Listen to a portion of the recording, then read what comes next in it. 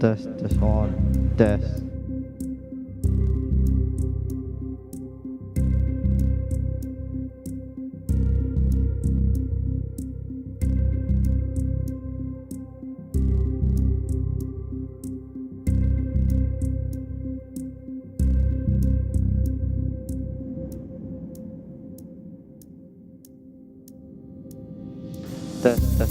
Tes.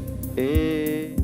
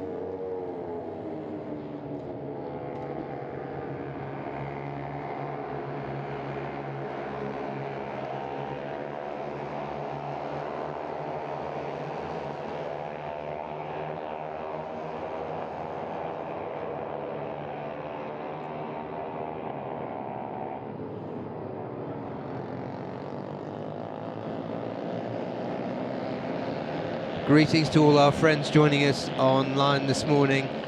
You're with us for round 4 of the FIM Asia Road Racing Championship, and as you can see, we are looking at a nice long shot there of the mighty Sepang circuit in the heart of Malaysia. This is our second trip to Sepang this year. We were here in May for round 2, and we are back with a different format this time because this event is running together with the final round for the Malaysian Superbike Championship, so it's being run over 4 days. So if you're looking at the schedule that was up on your screen a few moments ago, you're used to seeing qualifying on Saturday morning, but here we've got qualifying for this class on your screen now, TVS Asia 1 make, and then warm-up sessions. So TVS Asia is split into 2, qualifying 1A and 1B. The riders in 1A are the slower 8 from free practice yesterday, and the fastest 2, I believe it is, will go through to qualifying 1B to shoot it out for the top 10, for the top 10 spots. I'll tell you who's really good to see out on track right now, Felix Fleming, after that pretty fast crash at turn 3. We didn't exactly see what happened, but knowing that he's coming back from an injury, it's really good to see that he's back on the bike, so which means that he probably was pretty fine after the crash. He was. I went to the garage because I was concerned because of the nasty leg break he had last time out here at Sepang, and we really didn't want that to be damaged again, and it wasn't. It was fine. He just took a bit of a knock to one of his shoulders, but he's fine, and as you said, Daniel, he's back on the bike. Now we're just waiting for the first flying lap to come through. It's a short session for each A and B group. It's just a 10-minute qualifying. Yeah, and yesterday, both their free practice sessions were held in wet conditions, not totally wet, but awkward, damp conditions, which was the first time they'd experienced wet conditions at Sepang on these bikes.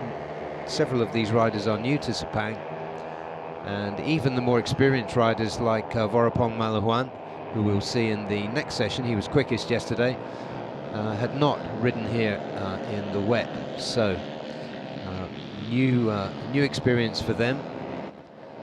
Yeah, even for Vorapong, we could see that it took him a few laps to get used to the conditions.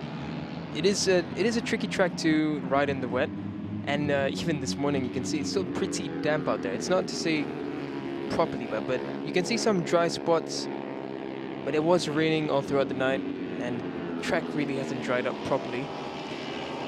Yeah, and if you have been looking at any weather maps, then there is just like a big, massive depression over this part of the world. So we are assuming, our working assumption at the moment is that it's going to be a mostly wet day today, but let's make the most of this this dry time. Number 9, who's the third bike on your screen they're going through, we're looking at, that's Freddie Jacobs, the young Australian rider, also rides in the Supersport 300 series in the Australian Supersport 300 in the ASBK, Australian Superbike Championship. One of the leading riders there, and nicely timed. Thank you, Freddie. He's just gone to the top of the timing screen here.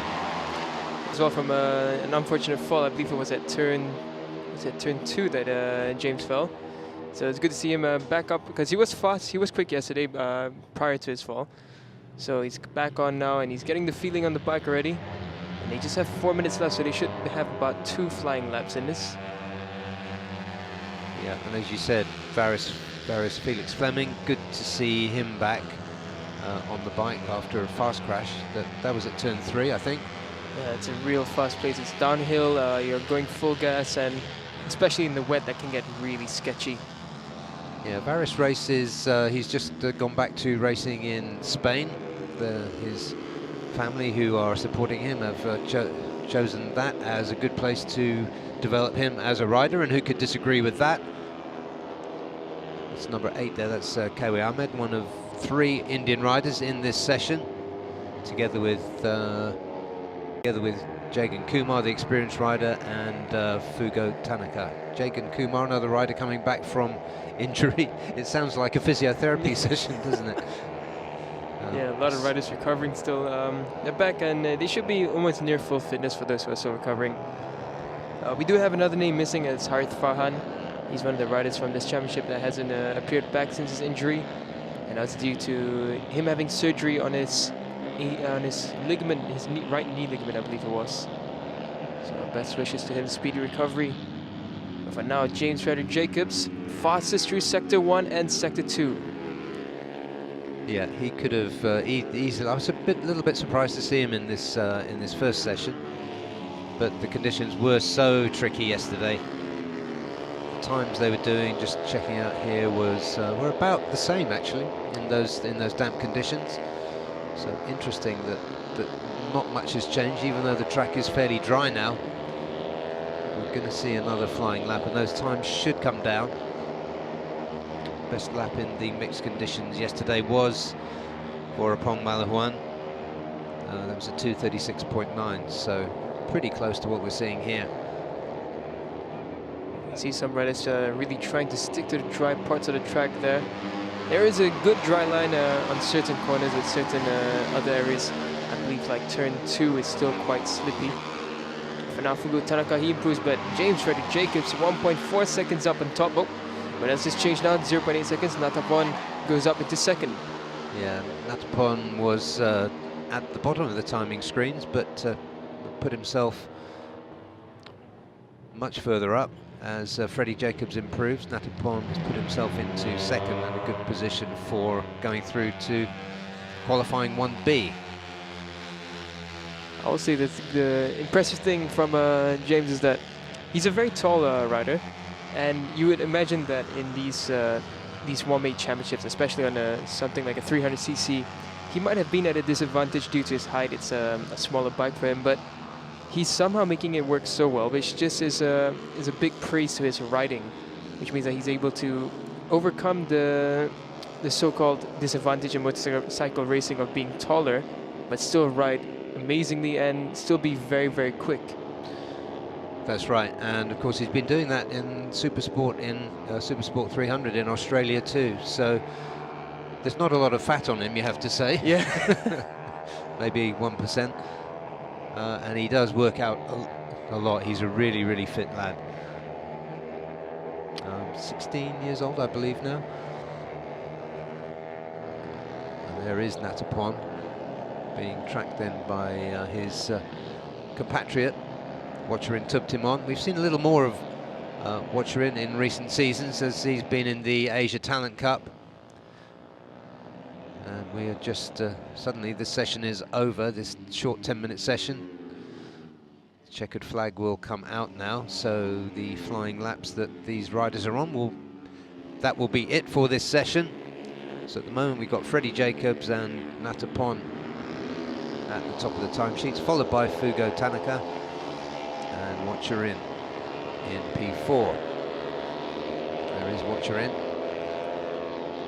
Yeah, it looks like Frederick Jacobs, he's not on a hot lap. Natapon, not on a bad lap either. He's doing the fastest Sector 3 so far, so look out for him. He's going to get a good slipstream as well. Apologies, sorry, he won't get a good slipstream. He's leading this pack of 3. For now, Watcherin, he's at the back of this as well. Watcherin, he's on a decent lap. It looks like Frederick Jacobs, he's going to maintain his first place because no one else is on a hot lap. No. But but Natapon, out of nowhere, really good Sector 4, and he goes fastest. As for him, he had a quiet day yesterday in the mixed conditions, but he obviously got something right. Just jumped ahead by 72 hundredths of a second. Good work by the young Thai. And Kewa Ahmed in P3. Let's just check these results here. So that is Natapon Kamwon in P1, followed by James Frederick Jacobs, Freddie Jacobs, Kewa Ahmed. Not a bad session for him either in third. Fourth, Watcherin Tubtimon. Fifth, Fugo Tanaka. Sixth, the Indian veteran Jagan Kumar. Seventh, Faris Felix Fleming. And eighth, Deepak Ravi Kumar. And that was it for this session. We will be back in just a few minutes with qualifying 1B, when you will see the fastest riders from yesterday's free practice session and the fastest from this qualifying 1B.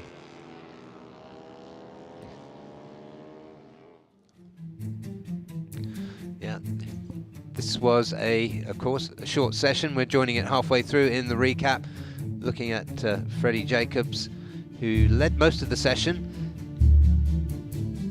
The tall, it's a good shot of him there. You can see his tall, leggy frame wrapped onto that bike. These aren't too small for mid-sized bikes, are they?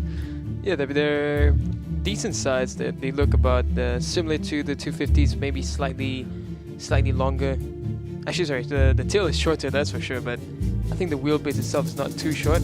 But here's the fast lap from James Freddie Jacobs, which he held for quite a while, up until the last second. And we saw the likes of Natapon just blitz past by just 0.072 seconds. Yeah, nice lap from him. Like we said, he had a fairly quiet day yesterday. Kemo Ahmed had a quiet day too, but he came through to P3. And that's Fugo Tanaka, one of 3 Japanese riders in this championship. The other 2 we will be seeing in just a few minutes in qualifying 1B. There goes Keiwei Ahmed, and that's the number 4, that is Natapon.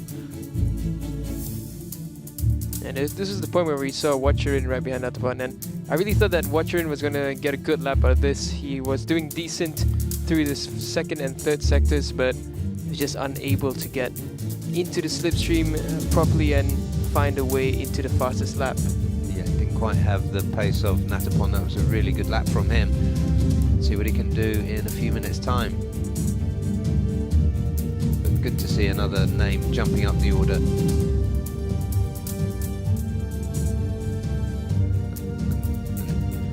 And that was the fast lap, and Natapon at the top. We'll be back in just a few minutes for qualifying 1B.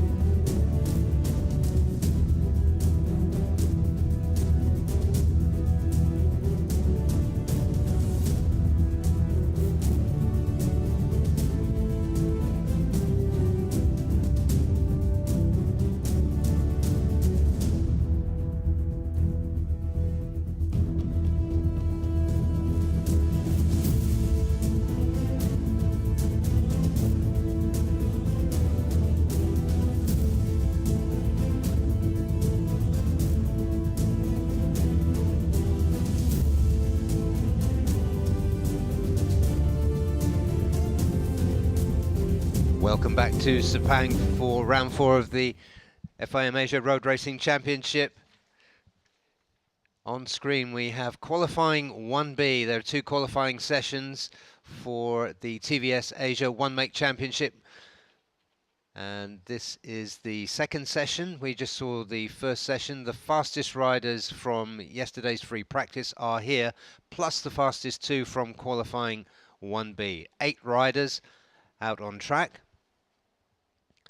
The fastest rider yesterday in mixed conditions. They had damp conditions, not totally wet, but damp conditions for both free practice sessions yesterday. It was tricky for the riders.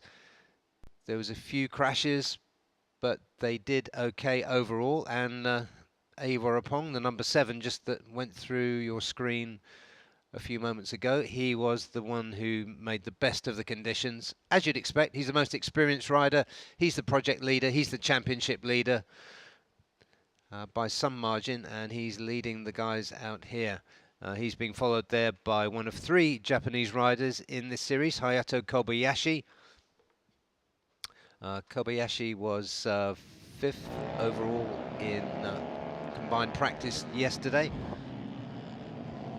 And other riders showed well for the first time in the mixed conditions. Arshad Rushdie, Daniel, I was impressed with him, the Singapore rider. He did really well. He was well within reach of the timing of Verpong. He's only about 0.9 seconds off. So I think with yesterday's conditions, today's conditions not too similar, but it's not completely dry. There you can still see the slippery flags being waved. So I think Arshad would be able to set in a good time. He could be looking at a front row start. He could, and that would be good. The sole rider of from Singapore in this championship, and there he is amongst the leading group there. So getting amongst it again. He did look enthusiastic yesterday. He looked enthusiastic on Thursday during the interviews.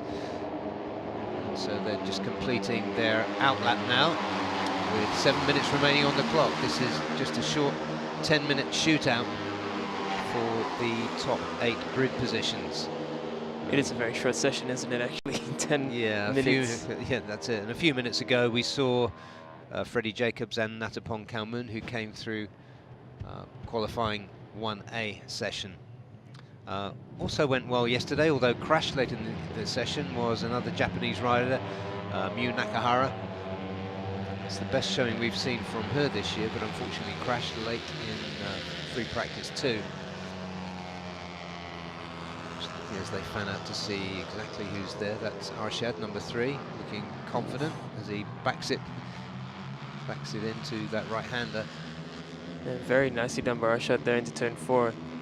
Keeping control of the rear tire under the braking. He's done really well. He's pulled a bit of a gap there between himself and this leading group. Yeah, he looked comfortable with that. Of course, these are 310cc single engine bikes, so you will get a tendency to lock the rear wheel when you change down. Yeah, the engine braking from single piston machinery is quite aggressive. But as you mentioned yesterday, the ECU has been tweaked so that the engine braking is much more under control. And in comparison to round 2, you can see when, especially going into turn 1, it looked a bit wild going in, but now it looks very much in control, and the riders are enjoying it. I think that's right. I mean, it is kind of nice to get that feeling if it's under control of the rear end helping you to turn into the corners. There's Arshad moving away at the front, yeah. Looking at his sector time as well.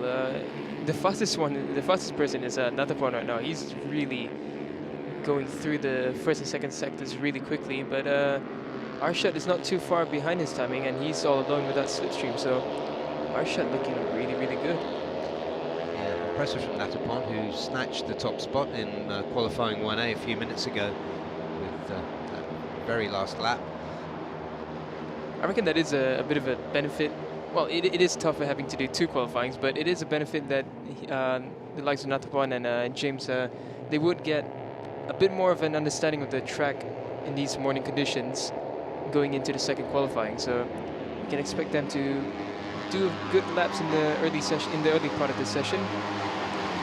Just a few laps, and Dekiciano, who's lying second in the championship, he's just making his presence felt.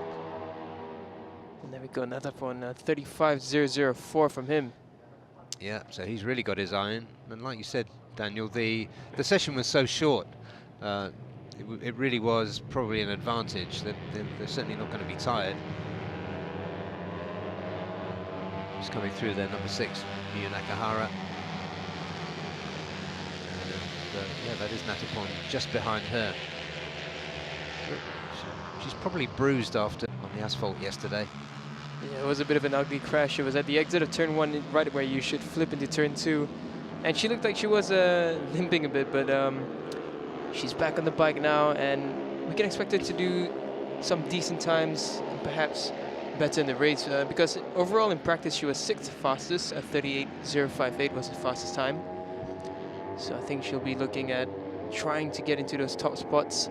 But for now, it's the charge from Natapon, Dekiciano, Arshad Rushdie, and Agus Septian as well. These guys are really quick now. Yeah, Dekiciano, he's the one that's really taken the fight to Warapong Malahuan so far this season. Although people to watch for, I think, today will be Agung Septian also. Yeah, he's got a really good first and second sector, the fastest ones of this session. So for now, we're following Agung Septian. There you can see Natapon's time as well on the bottom right of your screen. Looks like when this lap comes to a conclusion, it's going to be Agung Septian that will be the fastest, and then they'll have just one more lap in it. Yeah, we just have just 2.5 minutes left on the clock now. These sessions fly by. I think I just saw another one there going really, really wide. He's really trying to push it now. I think he needs to latch himself behind this group of 5 in front of him to get some slipstream down the front straight. Yeah. Freddie Jacobs leading that group. Yeah, he's on a decent lap as well. Now just 2 minutes left in this qualifying, so there'll be just this one lap coming up after this. Look out for Agung Septian's time as he comes across. Warapong as well, he's on a good lap. James, he goes fastest now, 2:34.594, and he is the fastest with everyone else coming through. So that was a surprise, because he was good through all the sectors, but hasn't set the fastest sector, and now he holds the fastest lap time, a 34.594. Very nice work from the Australian, and Hayata Kobayashi, who's another rider that crashed yesterday, currently in P2, and the master Warapong in P3 currently, but this is the last lap. And there he is at the front of that group now, just scampering away, I think, at the front. Deki really just got dropped on that lap. He's all the way down in 8th now. So it looked like he had a good lap coming in, but it wasn't to be. And for now, he has just this one last opportunity. Yeah, and that's Arshad Rushdie challenging the apprentice, challenging the master there. Yeah, he's gone past him. That's impressive. He's really seems to have come of age, as it were, in this in the last couple of days. Yeah, Arshad, he's looking aggressive. He's looking like a man on a mission. So there's 3 really quick riders there. There's Arshad, Warapong, and Freddie Jacobs in the first 3 in that group, and they're followed by Hayata Kobayashi, currently in P2. Watch for Deki. He's right at the back of this group. He's going to get some good. Oh, a bit sat up there. Someone got really sat up at turn 9. So I couldn't tell who that was, but whoever that was, I think their lap times definitely will be slower. For now, here's Arshad. He's at the front of this group. He's been good throughout sectors 1 and fastest through sector 2 without any slipstream at all. So look out for Arshad. He's going to definitely get a place on the front row if this sticks. Fastest against sector 3. He's really on a mission here. This is impressive because we haven't seen him this close to the front or at the front so far this season. So this is nice to mix it up. Agung Septian, I called out earlier, but he's currently down in 6th. Decent lap, but not stunning. But Arshad is the man of the moment. He just has to make turn 15 perfect and work for him He comes around the apex now on the exit. Let's see what Arshad does as he comes across the line. This could be very well a low 34, maybe even a higher 33. He comes across and it's a 232.2 from Arshad Rushdie.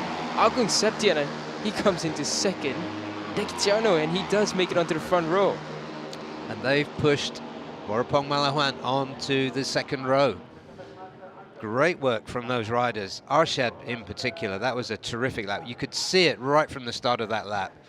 He was good all the way around it. His personal quickest sector 1, fastest of the session through sectors 2 and 3, and a decent sector 4. He put it a really good lap together.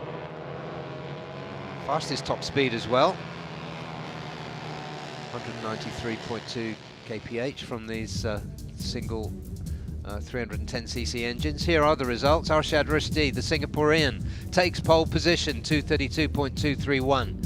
Second, Agung Septian, 232.563. Third, Dekitiano Aldi. Fourth, Warapong Malahuan, who finds himself on the second row for the first time this season. Fifth, Freddie Jacobs. Sixth, Hayato Kobayashi. Seventh, Natapon Kaumun, faded in the later stages. And eighth, Miu Nakahara on a 235.944. They will make up the first 8 places on the grid for this afternoon's race 1. And if you're used to seeing qualifying in the morning in ARRC, we're going to take a short break now, and we're back with the recap. And it was the project leader and championship leader, Warapong Malahuan, who led the session away.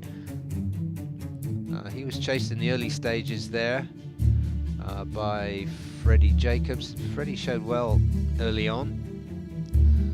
Yeah, he's not in a bad spot at all for the race. He's starting from 5th place. So second row in the grid, not too bad at all. And here we could see already Arshad, early on in the session, we saw him already trying to lead and pull the gap. And initially he held the fastest lap. And it just kept on going on. This was the second last lap that they produced. Yeah, we're looking there at Natapon Kaumun. He showed well. Jumped up to the top of the timesheets early in the session. Good lap then, but subsequently slipped back as the pace hotted up. That was Freddie Jacobs, the number 9 there, running clear at the front at this point with just 2 minutes remaining, but things changed around pretty fast.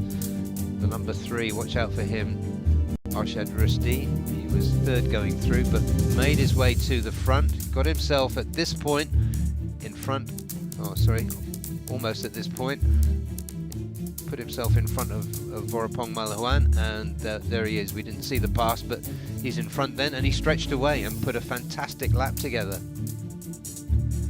Yeah, this was the lap that Arshad Rushdie made to get pole position. We saw him really on a mission all throughout 10, 7, and 8. This was the final corner. He managed to keep the bike under control. Very aggressive. And he got a good exit out of turn 15, and ultimately has the fastest lap time, a 232.231 for the young Singaporean. Yeah, fabulous work.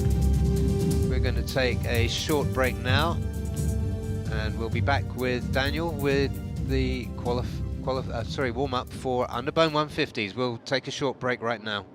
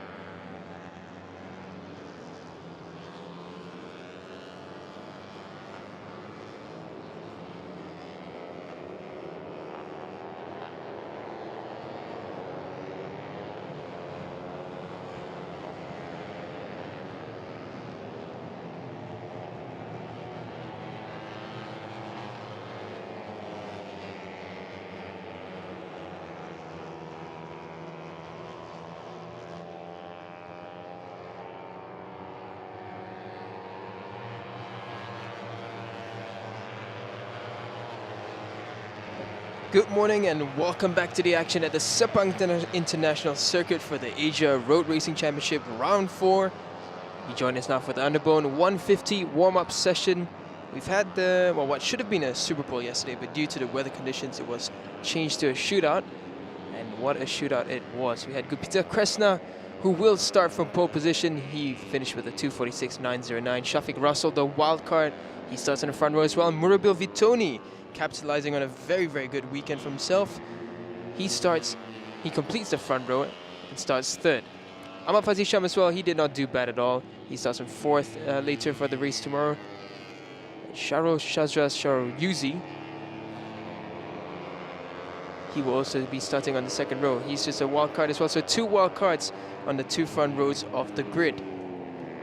April King Moscato is unfortunate for him. I mean, he did a decent job in shootout, but he had such a good session in Thursday and the practice sessions on Friday yesterday.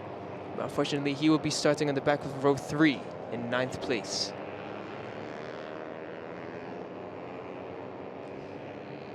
The interesting story as well will be the fact that the 2 championship leaders, well, the championship leader Izzat and locked on points is Wahyu Aji. Izzat Zaidi and Wahyu will be starting from 20th and 18th, respectively. So that's going to be an interesting twist of the tail. It's going to be interesting to see how this championship pans out after this round. For now, here's the wildcard rider, Sharo Yuzi. He rides for the Honda Yuzi Idemitsu team. He'll be looking to capitalize. He's qualified pole in round 2 and he's qualified very well once again, this time in round 4.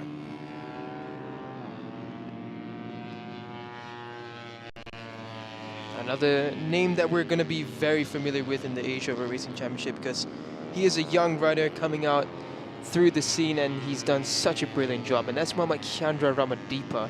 He's qualified 10th fastest. Again, he's made it into the Super Bowl, which was changed to a shootout. And he's qualified well in this weekend. And now we're following Sharo Yuzi once again. This is his first flying lap. Just 6 minutes left in this warm-up session. It's just a quick 10-minute session. And there's Gupita Kresna. Now, these conditions are quite tricky, I must say. It's not completely dry, but there are dry lines here and there, but you can see it's still damp in a lot of parts of the circuit. We'll definitely keep an eye out for Sharo Shazras. We saw him, unfortunately, taking a tumble in round 4.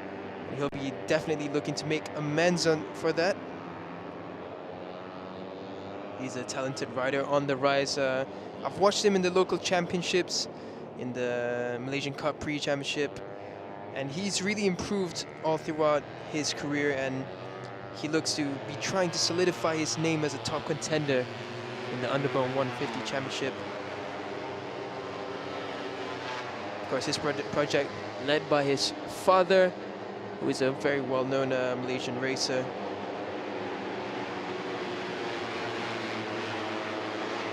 Legendary, I must say, actually. For now, we keep on following his son, Sharo Yuzi. He's on a decent lap as well. He's got the fastest Sector 2 and Sector 3 coming through now.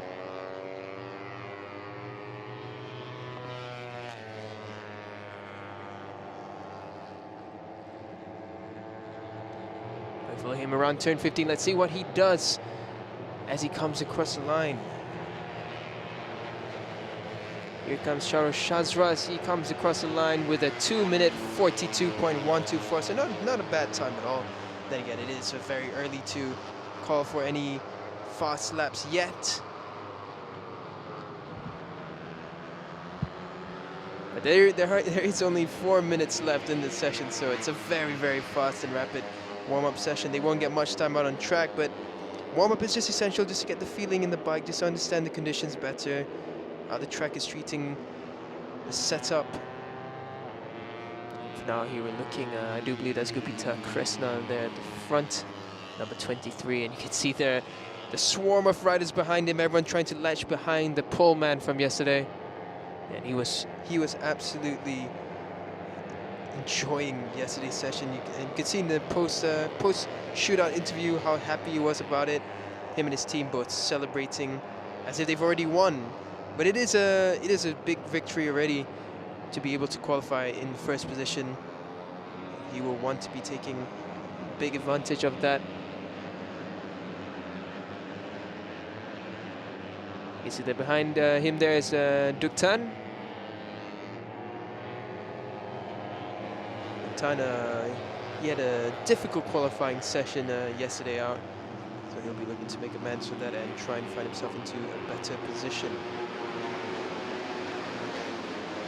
So for now, just two minutes and a bit left. Amafazi Sham, he's just come across Nguyen Antoine. He's just come across with a 2:49.561. So Sharo Shazras is looking absolutely rapid right now. It's going to be interesting to see whether his time sticks until the end, because for now there's no one else that's anywhere coming close to his timing. He's improving as well throughout the sectors. Looking at sector 2, he's just on the fastest sector, so he's just bested himself once again. Sector 3 not faster for him, so we'll see what happens when he comes across the line. For there we can see the likes of 1x2x rider Muhammad Hafiza Rofa, April King Mascada there as well. He comes across and some good times coming through. 2:43 from Hafiza and April King Mascado. Shafiq Rossi 2:44. Charles Shazra should be coming across any time now, and we'll see whether he improves further. He's had some good sector times.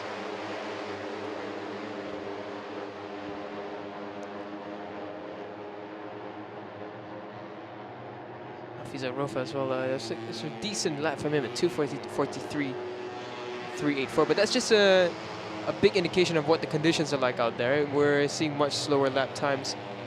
Ooh, Shazras has just set a 2:41.526, so they're more or less 7 to 10 seconds off the pace, and that's just showing that the track is still damp. It's 50-50 mixed conditions, and they will be out on dry tires, although it looks like Shazras, he's on wet tires, I believe. I'm not sure if my eyes deceive me, but it did look like Shazras is still on the wet tires. So that's probably an indication that the track is still quite damp. Not suitable yet for the dry tires, it seems. I'm just looking at the bikes as they come. It's a bit harder to see it while they're all riding so quickly, but it looks like it is the grooved tire, not the slicks.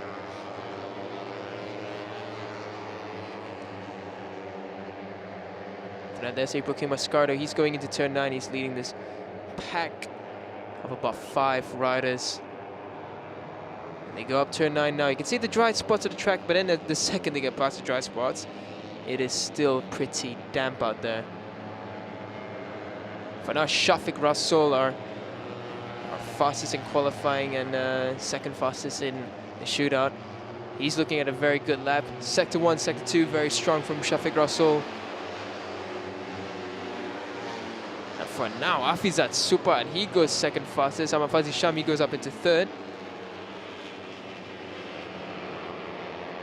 The checker flag is out, so Afizat Super and Amafazi Sham, they will get another lap. But these boys here, 5 riders on the back straight, look at them all swerving, weaving about, trying to get that slipstream past the riders in front of them. They will come across the line and take the checker flag to conclude the session for themselves. Looks like the likes of Duktan, he's on a good lap. He's just got some good slipstream on the back straight there.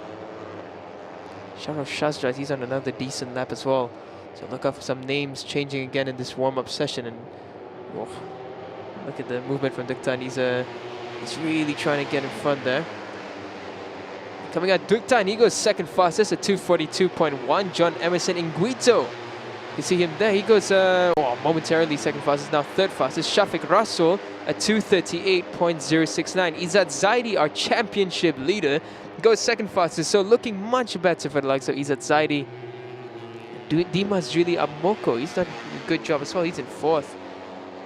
And Sharo Shazras, he just come across now, who was leading most of the session, and now he's relegated down to fourth position with a 2:40.298. Like Afizat Subad and Amafazi Sham, they're still out on track, so they might be looking at another good lap. But Wahyu Aji really struggling. He's all the way down in 20th, so big worries now for Wahyu Aji and the 1x2x team.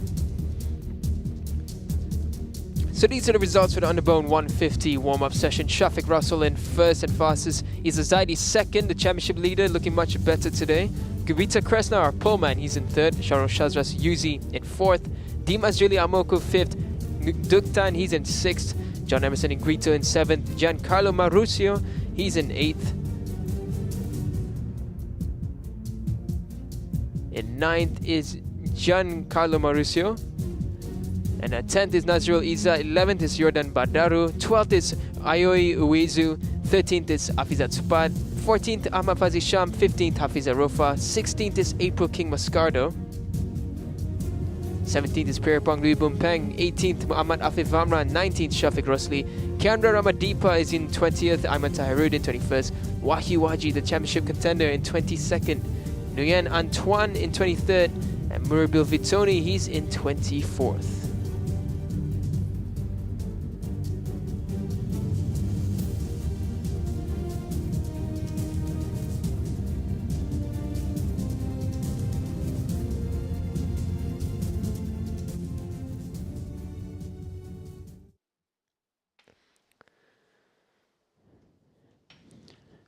So we'll head for a short break and we'll be right back after this with the warm-up for the Asia Production 250 class.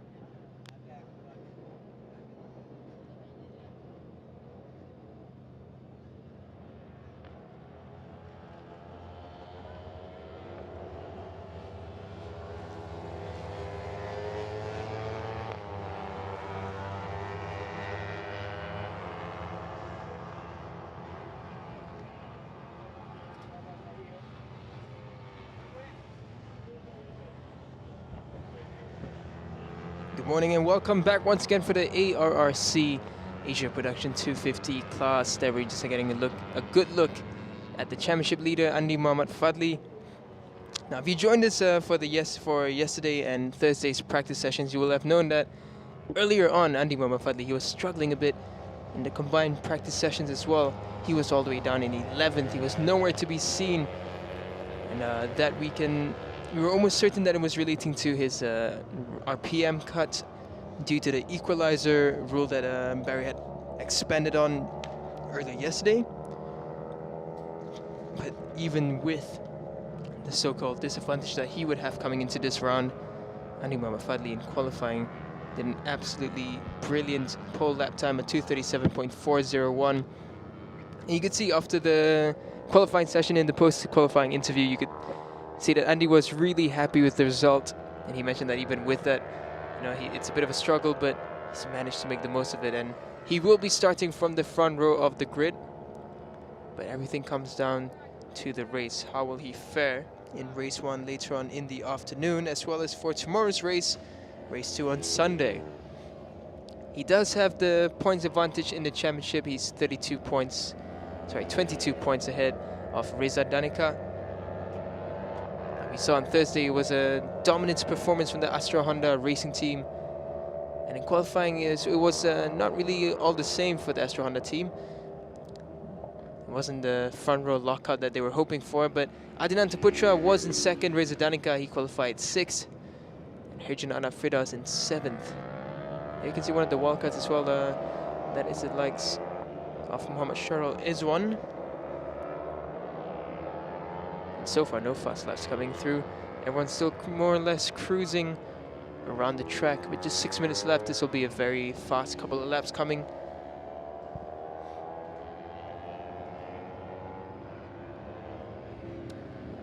There we're having a look at Rafid Topan. Rafid Topan in the championship, he's third with 65 points. Qualifying yesterday, he qualified 8th fastest at 2:38.676. We're definitely the preferred choice of bike in terms of speed as well as the Kawasaki's, but the Yamahas really have improved, and now they are really getting the top speeds in. So the power is there, and now we just hope that Angie Setuan, on a day of good performances, will see whether he can find his way up onto the front row. So now you can see the large number of riders just cruising.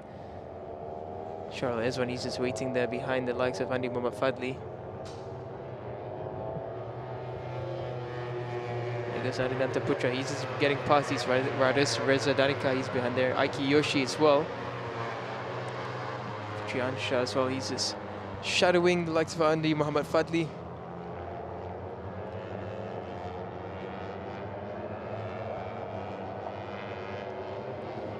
Now just 4.5 minutes left in the session, so they will just get about 2 laps remaining.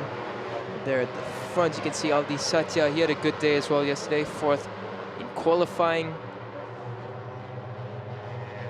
That's like Herjan Adna Firdaus. Herjan in practice, he was fastest in the combined practices at 2:25.945. And qualifying was a bit of a struggle. He qualified 7th fastest at 2:38.676. Of course, the conditions yesterday were varying. Very tricky day out, gloomy day. Looking at the weather forecast, we are looking at rain coming here at around 3 p.m. Oh, someone has fallen. I believe that is one of the Honda India Racing, and it is Setu Rajiv. It's really unfortunate for him. He had a decent qualifying session. They would close the gap between themselves on the front, but an unfortunate early fall for Setu Rajiv. And now looking back at turn 5 and 6, the flip to the right there is Andy Muhammad Fadli, number 108, our championship leader. Behind him, that's the likes of Adinanta Putra. Itlan Hakimi, he had a really bad day. He's at the back down, the Honda as well. Oh, so that's where Setu just gone off. That's at turn 7 and 8. It's a pretty fast place to crash. Yeah, as I was saying, Itlan Hakimi, he was 13th overall in the practice sessions. When it came to qualifying, he was just really dropped all the way down. He's starting from 18th.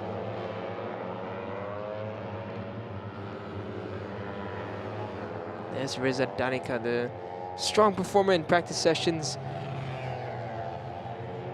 Reza will definitely be hoping for a good start straight away off the line, and he won't be from a too bad of a position. He'll be in row 2. You can see the top speeds, the difference between all the riders. You can definitely see that Andy Mamafati, he had one of the slower top speeds at 179 kilometers per hour. In comparison, Adinanta Putra had 186 kilometers per hour, Anggi Setiawan 187. So there is a difference in power after that RPM cut for Andi Fadli. Senthil Chandrasekaran, he's one of the first riders to complete a lap. He does a 2:39.106, so a decent lap from him. Muhammad Irfan Haikal comes across a 2:38.772. Tough jump from for Irfan Haikal this time, because he'll be doing the Malaysia Superbike Championship and the Asia Road Racing Championship on this weekend. Reza Danica, he goes fastest now at 2:29.750. So the track conditions starting to get drier.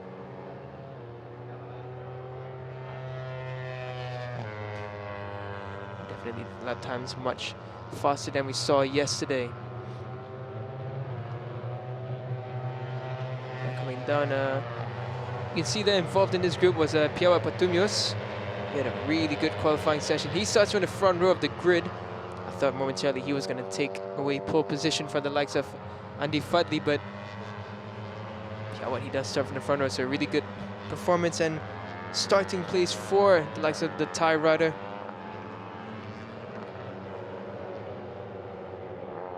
Now we're looking once again at turn 5 and 6.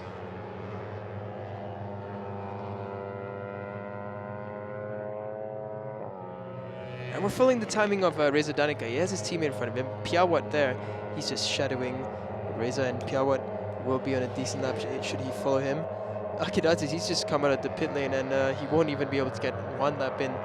The checker flag will be up by the time he starts. He tries to start his new lap. Oh, Piawat there, really aggressive into turn 9. Reza Danica fastest through sector 1.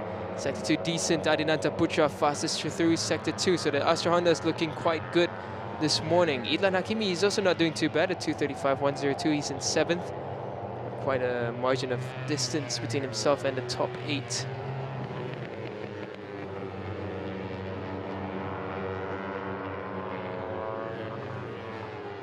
So when I would follow them into turn 14, this is Adinanta Putra. Animoa Fadli, a really good 3rd sector coming in from him. Aiki Yoshi, he didn't even complete a lap, so when we saw him, he went straight back into pit lane. Rafet Topan as well, he's back into pit lane, so perhaps they felt that the conditions were not ideal to try and set some laps and warm up. Now they're into turn 15. The checker flag is out, so the riders will take the checker flag and conclude the session. Look out for Andy Muhammad Fadli's time. He'll be on a very good lap, but so is Reza Danica and Adinanta Putra. Andy comes across at 2:28. But Adinanta Putra and Reza Danica both doing 2:27s. Adinanta fastest, Reza Danica 2nd fastest. And Herjanatna Firdaus, he goes 4th fastest. So looking a bit more dominant this time for the Astra Honda racing team. Oh, that's unfortunate for Idlan Hakimi. That's down at turn 15. I wonder how he crashed out there, because that's a... So he just went straight down. That is really unfortunate for Idlan, especially with the race later at 2 p.m. They're going to have to really work hard to get that bike back into working order. He's grabbing his left hand there, so definitely looks like he hurt his left wrist perhaps. Let's hope that he can get back to the pit and be cleared for the race later on, because it would be a shame not to have Idlan. He's such a good talent. It's just not been his way this weekend. This crash really is a visual portrait. Oh dear, look at how badly damaged this bike is.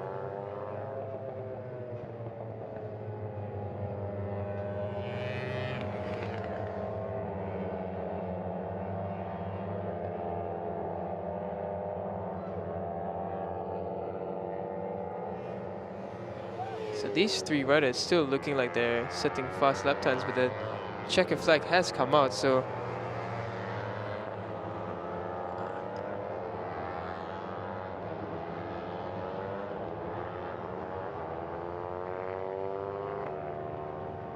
So it looks like Andy Fadli is still trying to push on the lap, but the checker flag did come out when they crossed. So I do hope they did see the checker flag, or else they will be taking a bit of a fine back home. But for now, there's a great view of the Malaysian flag at the Sepang International Circuit at turn 2 and 3. But these are the results for the warm-up for the Asia Production 250 class. Adinanta Putra in first and fastest. Second is Reza Danica. Third is Andi Muhammad Fadli. Fourth is Herjan Adnan Firdaus. Fifth is Fitrian Shah Keter. Sixth is Ali Satya. Seventh, Piawat Patumyos. Eighth is Anggi Setiawan. Ninth is Muzakir Muhammad. 10th is Idlan Hakimi, who we saw fell off there at turn 15. 11th, Senthil Chandrasekaran. 12th is Irfan Haikal. 13th is Ray Ratukori. 14th is Sharul Izwan. 15th, Leong Nang Se. 16th is Setu Rajiv with no time set. And Akir Aziz, Aikiyoshi, Rafitopan, and Kau Vietnam also without any time set in this 10-minute warm-up session.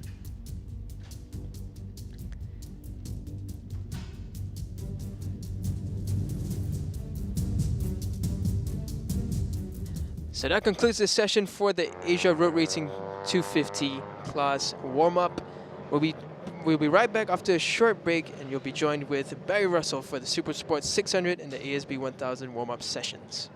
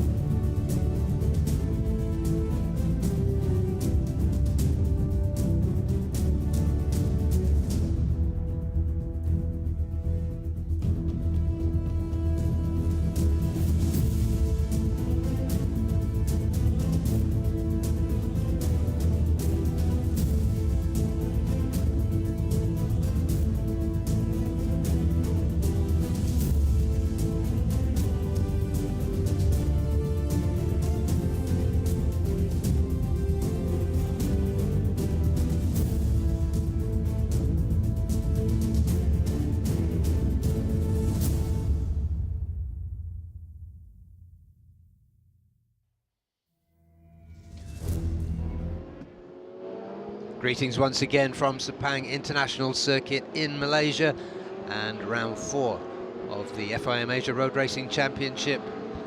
It's Saturday morning, it's race 1 day, and you are watching warm-up sessions this morning. This is the Supersport 600 Warm Up, and if you're used to seeing qualifying on Saturday mornings in ARRC, the reason you're not is because the schedule changed in order to accommodate MSBK, the Malaysia Superbike Championship, which is running its final round in conjunction with Asia Road Racing round 4. You can see the slippery surface flag being waved there as these riders come out on their outlap. And that's because we've had a lot of rain in the last 24 hours. Certainly in the last 24 hours here at Sepang, including most of the night.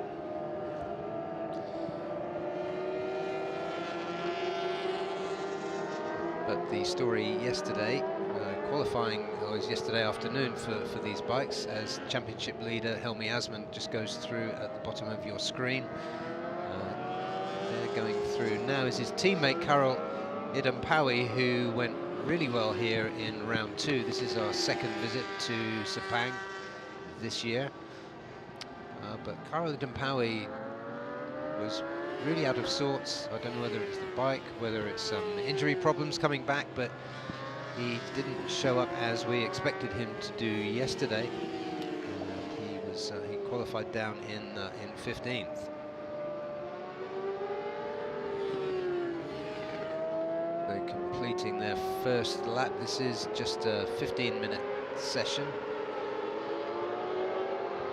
Warm-up session for these bikes. Some riders are cruising around. It's not a lot of time. You don't get a huge number of laps in 15 minutes, even on these 600 machines.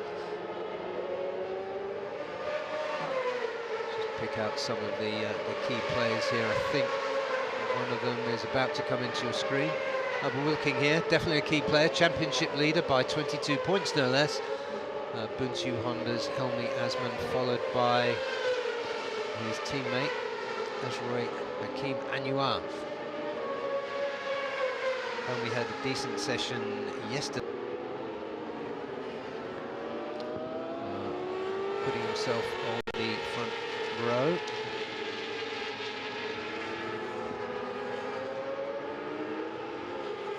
Going through there,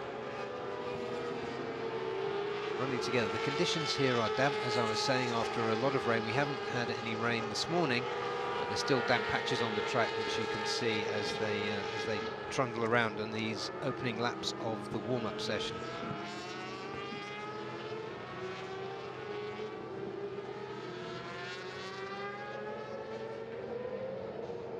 And following them, I think that was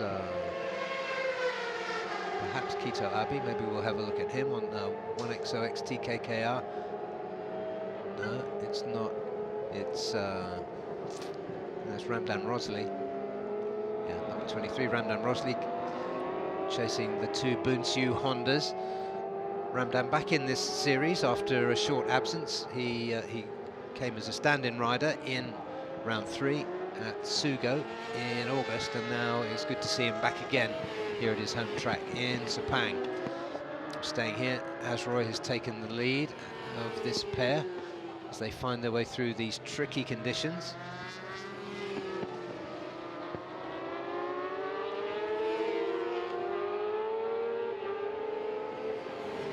Warm-up, of course, is important. Qualifying was yesterday, that was the business end, but warm-up, there will have been some setup changes. The qualifying was done in mixed conditions.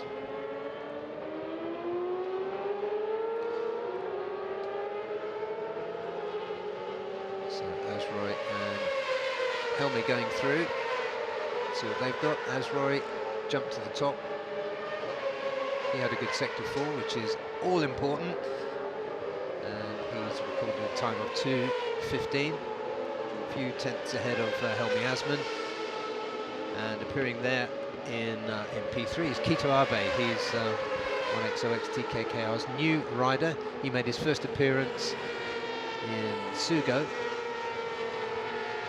Now he's back. He is a regular rider in this series.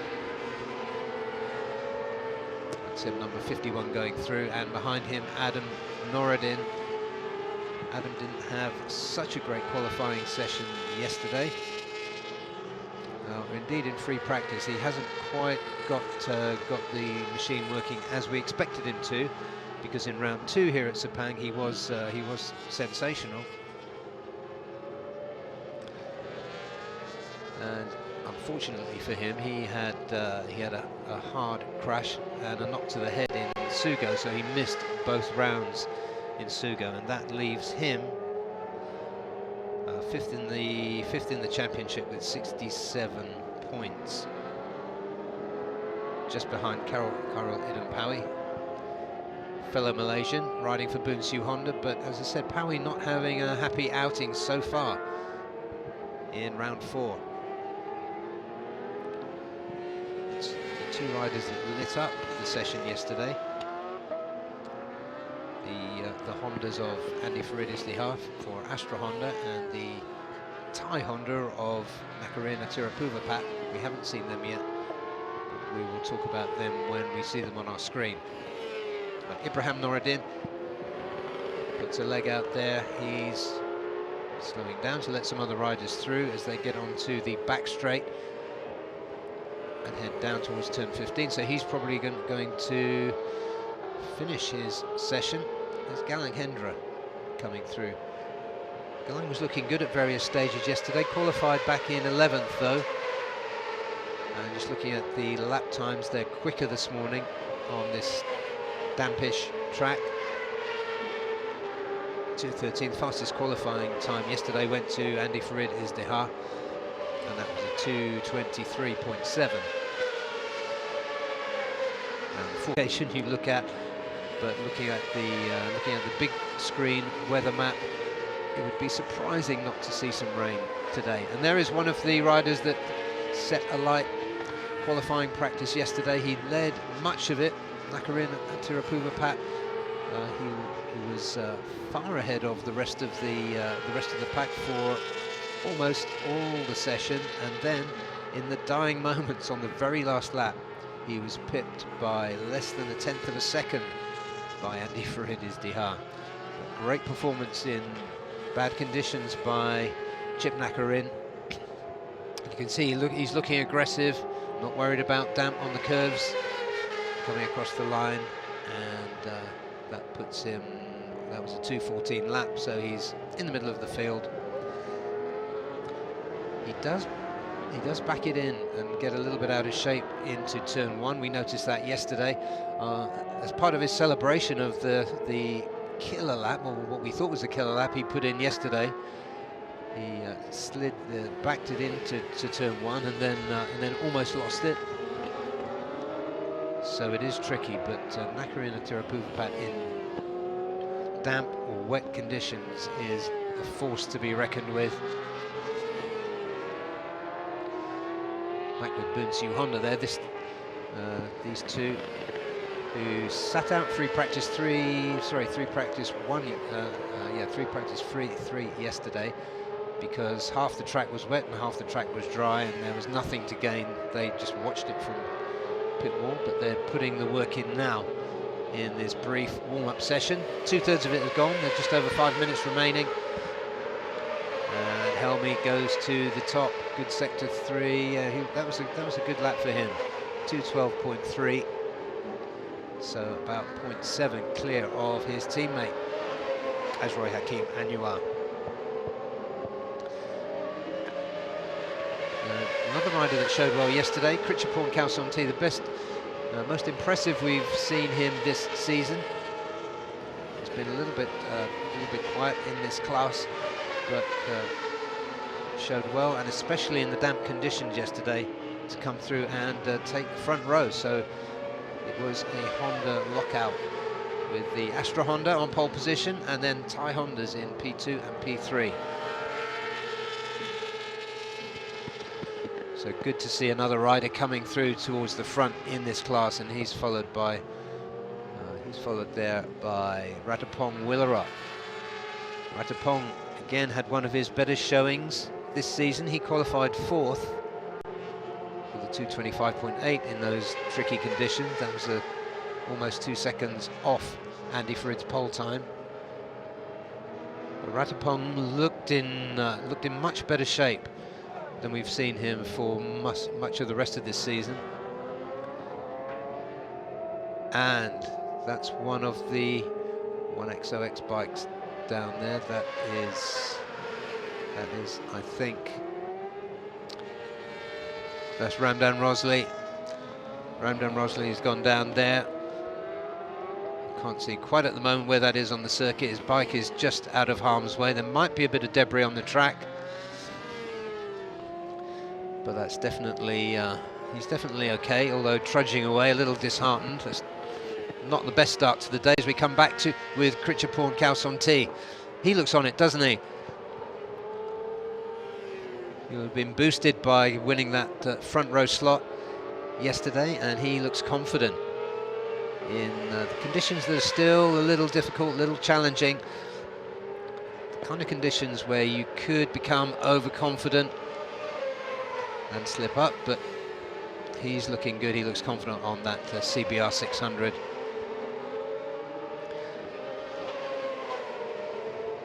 Until this, let's watch Kausonti come across, see what kind of a lap that was. That was a 2:13.9, so decent pace, but not his best lap of the session. Ratapong Willerot, his countryman on the Thai Yamaha, is currently 4th in this warm-up session. A little bit slower than him. Galang 5th, and Kito Abe. We haven't seen too much of him yet, but Japanese rider very welcome into this championship in the 1XOX TKKR team. And there is Ratapong, followed by Irfan Ardiancia.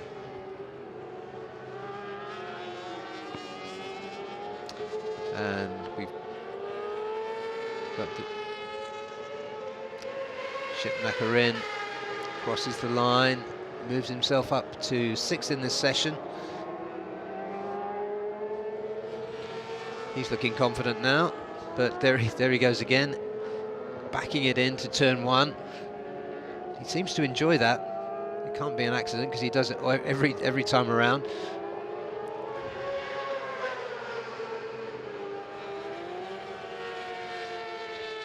Nakarin, well known for his time in Moto3, where he acquitted himself well and became globally well known due to his exploits in the wet, in particular a spectacular save.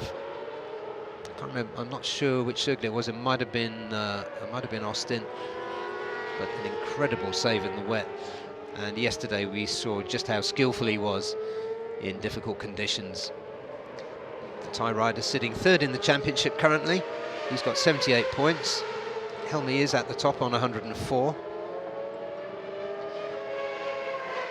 Nakarin's best results have been 2nd in round 1, in race 2 at Buriram, his home track, at the beginning, and he scored recently scored the last 3 races. He's put in P4s. So consistent finishing. He'll be looking for something more than that today. The first time in Sepang this season was the first time out in 3-ish years, 2.5 years, and the track condition had changed a lot.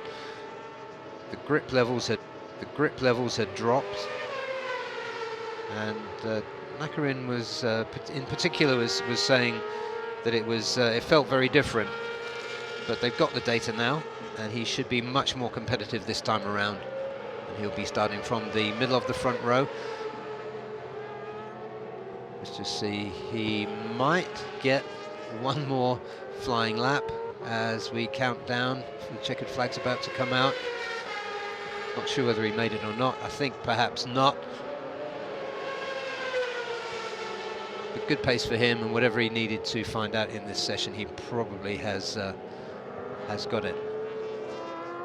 So Andy Farid is Dihar, who caused the sensation in the dying moments of qualifying yesterday. Hasn't come out for this session. He's obviously comfortable. He said in his post-qualifying interview that he was welcoming the experience that he got in the wet and the dry conditions, and felt he was in really good shape no matter what the Sepang climate throws at him on race day today. So his confidence seems to be indicated by the fact that he hasn't come out for this session. There's his Astra Honda teammate, Irfan Ardiancia. I beg your pardon, that is Andy Farid making an appearance just in time. And there go the two Bunsu Hondas who have been formation flying throughout this session. And they have bagged P1 and P2 in warm-up. Best lap for Helmi Asman, the championship leader, 2:11.975, and 74 hundredths of a second behind him, his teammate Azroy. Azroy missed the first round at Buriram, unfortunately, with the COVID problem back then that ruled him out, so he has only done 2 rounds out of 3 so far. So those 2 DNSs have compromised his standing in the championships. Nevertheless, he's in 8th with 2 podiums, 3rd place in round 2 at Sepang, and a 2nd place in round 3, race 2 at Sugo, last time out. We'll just take a look at the results now. So that is championship leader Helmi Asman, 2:11.975 in these damp conditions, closely followed by his Bunsu Honda teammate Azroy Hakim Anwar. For Honda Thailand, Yamaha Thailand Racing Team, Ratapong Willarot 3rd, 4th Galang Hendra, 5th Krichapong Kausonti for Thai Honda, his teammate Nakarina Tirapuvapat 6th, 7th for Kito Abe, and 8th Ibrahim Noradin. In 9th place, Ferozi Torakatullah, 10th Irfan Ardiancia, 11th Ramdan Rosley, who we saw crash a little earlier, Sota Furuyama. For Victor Racing it was 12th, 13th Caroline Paui, still a long way back unfortunately, 14th Kondanai Kurt Kiao, the Thai privateer, and no time for Andy Farid or Chiang Chi Ying, the wild card.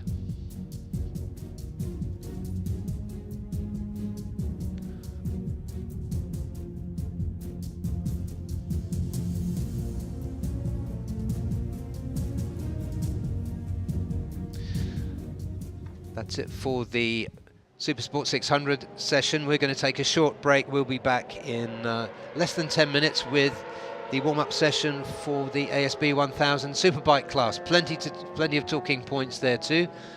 We'll take a short break and we'll see you then.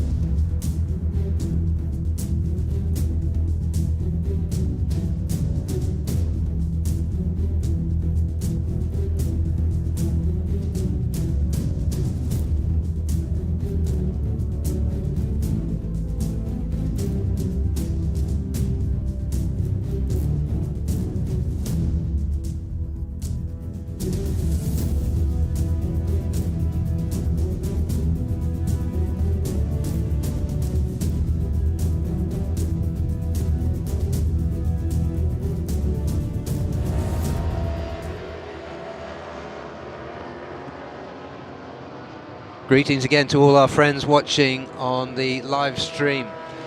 We are here at Sepang for round 4 of the FIM Asia Road Racing Championship, and this is the Asia Superbike, the ASB1000 warm-up session, 20-minute session, and the bikes are just coming out now to complete their out laps. And you can see two things on your screen at the moment, as well as the bikes. You can see the slippery flag being waved, and you can see some damp patches on the track. It hasn't been raining this morning, but there was a lot of really persistent rain last night. And that's a good shot to give you an idea there. So the lap times we've been seeing have been some way off what you'd expect in the dry, of course. For this warm-up session, we'll see how the track dries, what kind of pace we see from some of the leading riders. At the top of the screen there, by virtue of his number, is Zakwan Zaidi. Zakwan had a difficult time in qualifying yesterday. Qualifying was in damper than this conditions, really quite mixed, with the track changing all the time, but it was a predominantly wet track, and he ended up qualifying in 8th place, which is not what you'd expect from the multiple Malaysian champion. But it's fair to say this season, and Zakwan would tell you himself, that he hasn't quite blended as one. He's not quite in harmony with that new spec CBR 1000. It's a ferociously fast bike, and Zakwan is himself ferociously fast, but the whole package of bike and rider has not quite gelled yet.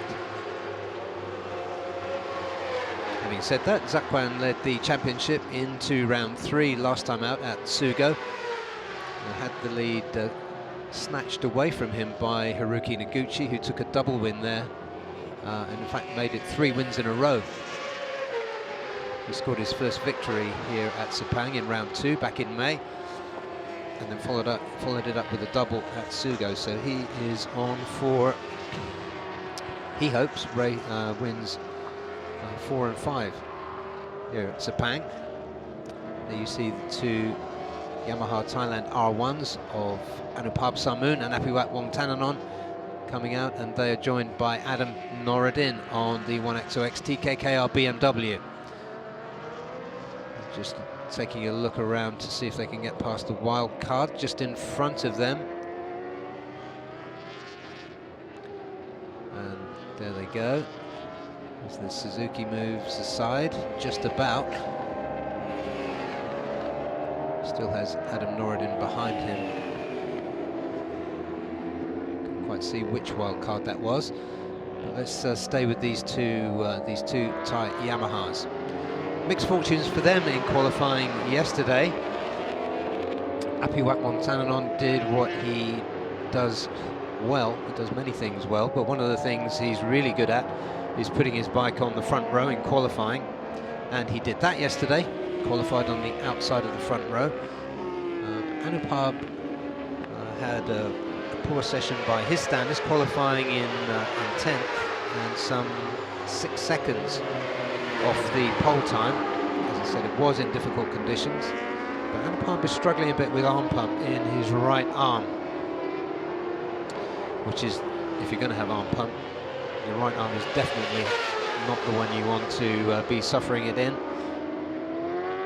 So he was struggling, although you'd think if conditions are wet and there's less pressure going on that arm, then he could perform well later on. And Anupab is a good wet weather rider too. Well, here is the man of the moment we're looking at. This is Kazma Daniel Kazmayuddin for Yamaha Racing Team ASEAN. What a day for them it was yesterday, despite the tricky conditions. Kazma's teammate Yuki Ito led most of the qualifying session and looked clear, but right at a flyer to edge ahead and take pole position yesterday. So it's a 1-2 for Yamaha Racing Team ASEAN for this afternoon's race. And in fact, the Yamaha lockout on the grid, as I mentioned earlier, Apiwakbong Tananon was the third fastest qualifier. But sensational work by Casper Daniel yesterday. He's really happy in this class now. He does look a really complete rider, and in his post-qualifying interview yesterday, he was telling my colleague Daniel Bogers that he literally couldn't be happier with the machine and the team, so everything is looking in really good shape here. So he comes across the line. Let's just get a feeling for the conditions now. That was a 2:10. Well, pole position last time out was around about 2:05, so that's a good indication of what the effect the conditions are having. And here is Zakwan Zaidi on the Honda Asia Dream Racing by Showa CBR 1000 RR. He puts himself into P2 in this short warm-up session. Backs it in nicely there, but Yuki Ito, just mentioned, he led much of qualifying yesterday. He's now leading the warm-up session this morning, so great to see the Japanese rider back on form and responding well to the challenge of these difficult conditions. Here is Aslan Shah putting a good early lap in warm-up. That one was a 2:09. Times are tumbling now just as the riders get a few laps in, get to grips with the track. You can see from the pink strip on the tyre there, Aslan is running a soft rear, not surprising in these cool conditions. Track temperature here 9.5 degrees Celsius, so really cool for what we're used to at Sepang, which is usually closer to 40. Back with the Thai Yamaha duo, led currently by Apiwakbong Tananon with Anupab Sarmoon just behind him. They're currently sitting second and third respectively in this warm-up session, and qualified third and 10th respectively. As I was mentioning, Anupab struggling with that right arm problem. It was bothering him in Sugo as well, I recall. But the times are coming pretty close to decent race times. A good race pace here in the dry is anywhere in the 2:07s. As these two come onto the back straight, that was Yuki Ito just going through there, following Zakwan Zaidi. But we're staying with these two Yamaha Thailand R1s. I think pretty much everybody running soft rears out here now. Let's see if the order changes at all. Yuki brought the time down a little bit further to 8.089 to remain on top. Casper's currently second and looks like he's on a good lap, so Murray, one of the wild cards.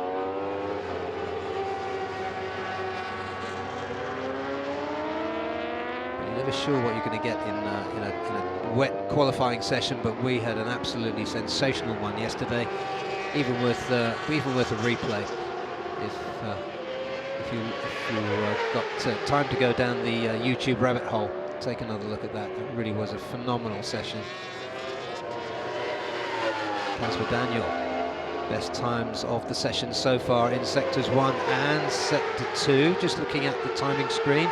And there is Yuki Ito currently leading this warm-up session. Zakwan edging in front of him there. Possibly holding the Japanese rider up a little bit there, Zakwan. But decent times for them, they're in the 2:08s. Fastest 5 in warm-up so far are in the 2:08s. Yuki Ito, the best of them.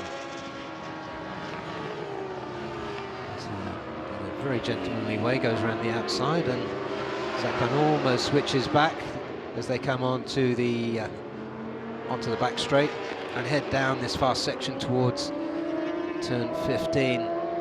Hard braking. All the weight on the front as the back comes out, and Let's see if they can change anything here, but it's Casper Daniel who's just jumped to the top. He's into the 207s by some margin. Casper Daniel, another surprise for him, from him. He's gone more than 0.8 of a second clear of his teammate Yuki Ito, and he's completed a really quick sector 1-2. Haruki Noguchi, there he is, championship leader, thanks to that double win in Sugo.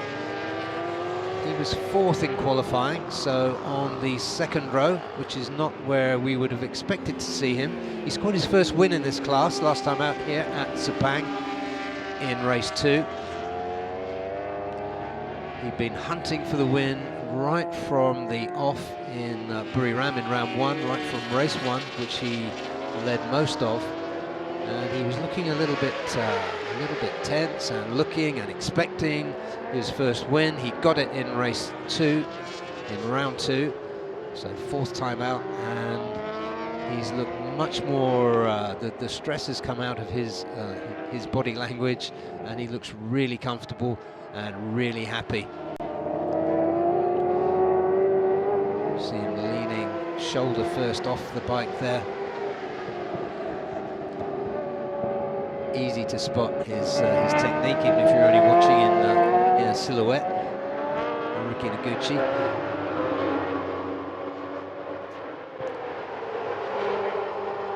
Where is he on the timing screen? He's currently 6th. Casper slowed down a little bit on his current lap, though still looking decent.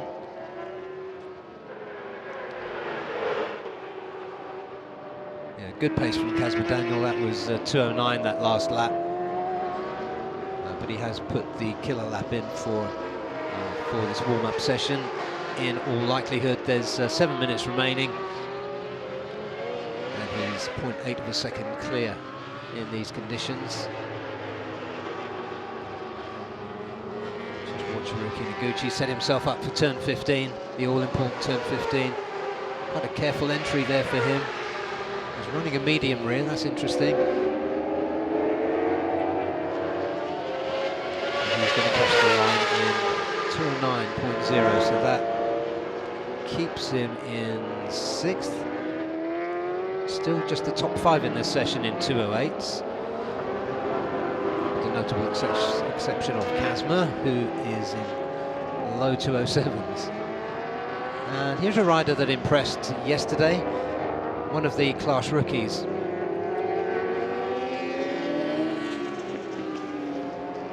Pasawik Titiwarak has done a really good job in his first season in this class. He's finished every race. He's put himself in a decent championship position, 6th to be exact, thanks to consistent finishes, and notably last time out at Sepang he was quick, much quicker in race 2 than he was in race 1, and he's looked really good in qualifying yesterday. He put himself on the second row, P6, outside of the second row, and so that was that's his best qualifying so far this season. And he was saying back on Thursday when we interviewed him that he was feeling confident about top 5 finishes, and he does look good for it. Islam Shah, 2019 champion, of course, the last of the most recent of many championships the Malaysian legend has bagged. Just moved himself up into 7th, but we haven't seen the best of Aslan or the best of the BMW. They went really well in 2019 when Aslan, of course, took the championship, and we also saw some sensational performances from his teammate Marcus Reiterberger that season. But it hasn't, on the new machine with the new electronics, it hasn't quite come together yet. A frustrating season for Aslan and for his fans, it has to be said. So at the top there, looking good in these conditions. The two Yamaha racing team, ASEAN R1s, Zakwan Zaidi, doing a good job in these conditions. His best time's a 208.2, that's his third fastest. And he's got the Thai Yamahas half a second behind him. As we take another look again at Zakwan. Not the best showing for him yet in round 4.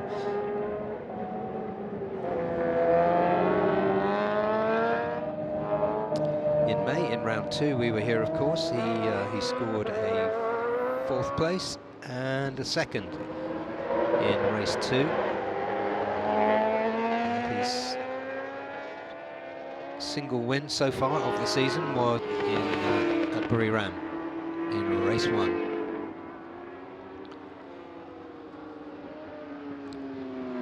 Zakwan looking nicely composed there.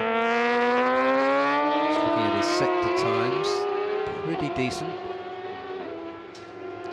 So good pace in these conditions, I think, from Zakwan. He just goes past one of the wild cards into the final turn. So let's see what he's going to do. But I think his pace is around the 208s. Going to be in the 208s again now. 208.3. Another decent time from Zakwan. Good pace in these damp conditions. And about a second off a really good race pace in dry conditions at Sepang.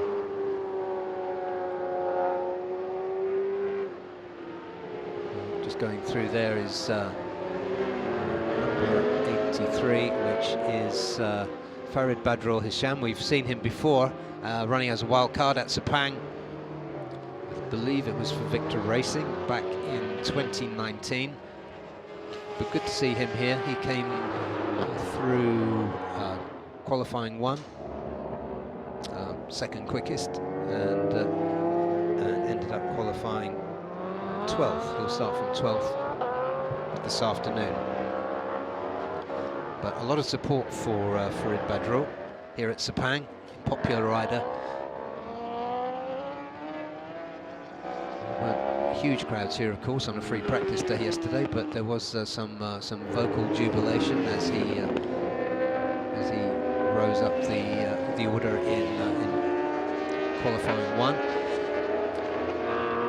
This time out we went for a MotoGP type qualifying with the fastest 10 from the first 3 free practice sessions going straight through to qualifying 2.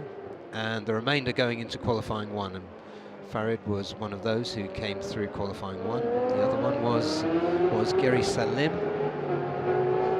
Gary Salim is currently 10th, lapping in, well, he's currently in the pit, but he's been lapping in the 210s.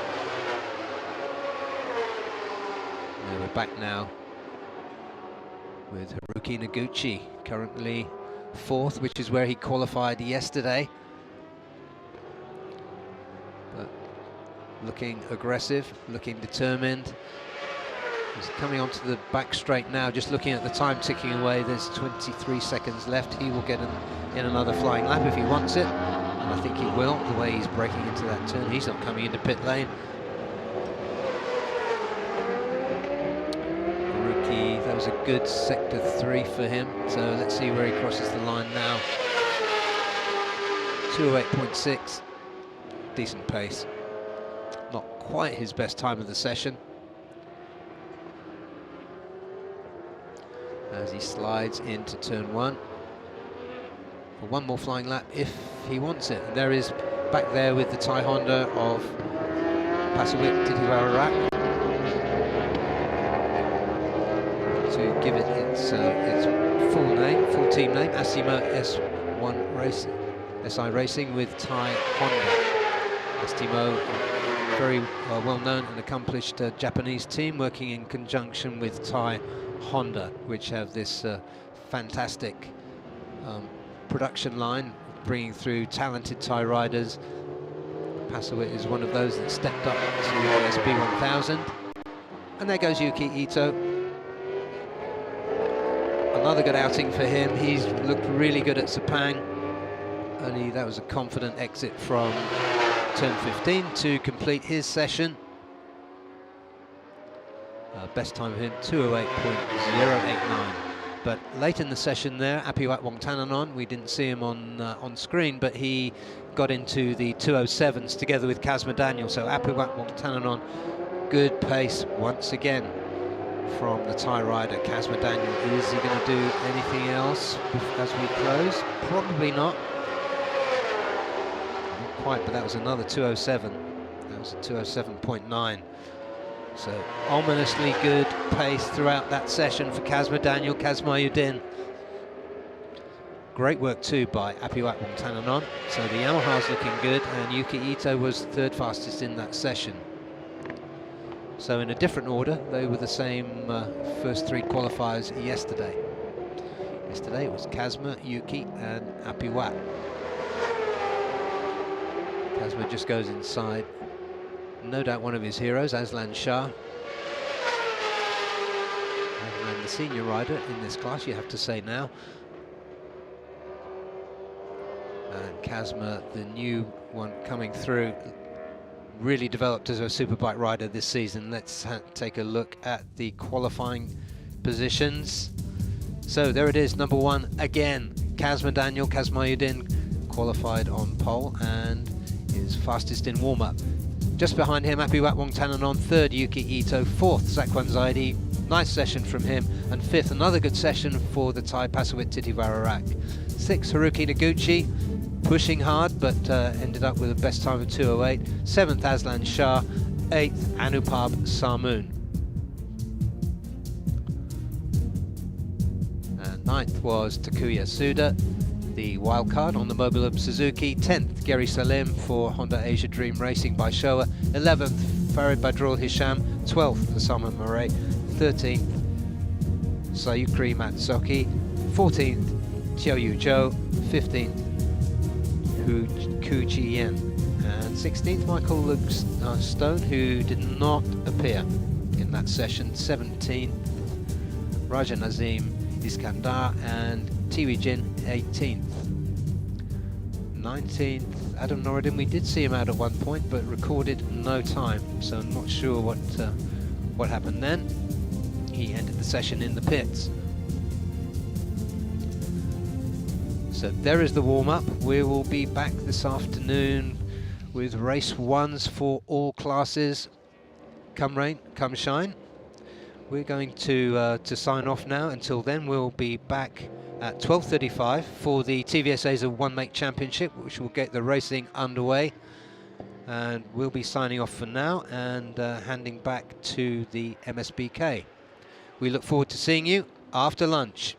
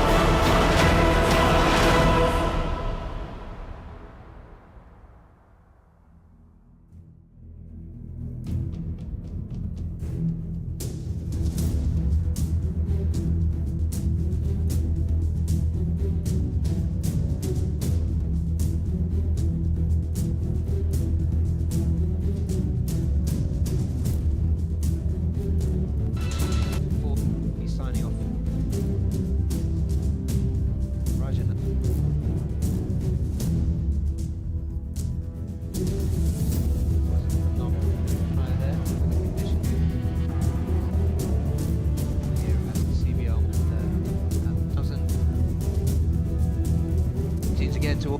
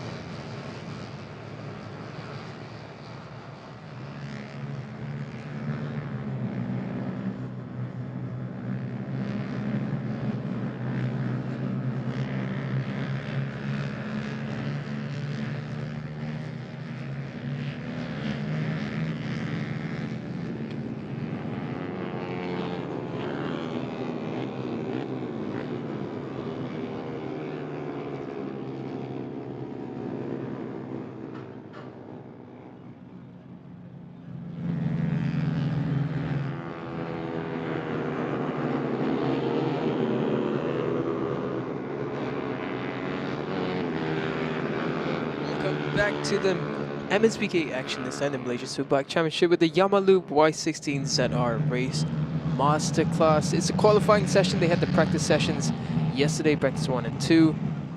Fastest in both the practice sessions overall was Abdullah Qayyum, and second was Nur Hakim Muhammad Nur Hafizullah. Ahmad Shukran Aiza, he came with a strong third place overall in the practice, and Faris Afiz, the championship leader, doing very well in 4th position, so he'll be starting from a decent position. And then again, we know that starting positions in the top 15 don't really matter in this championship, as we see all these riders battling it out.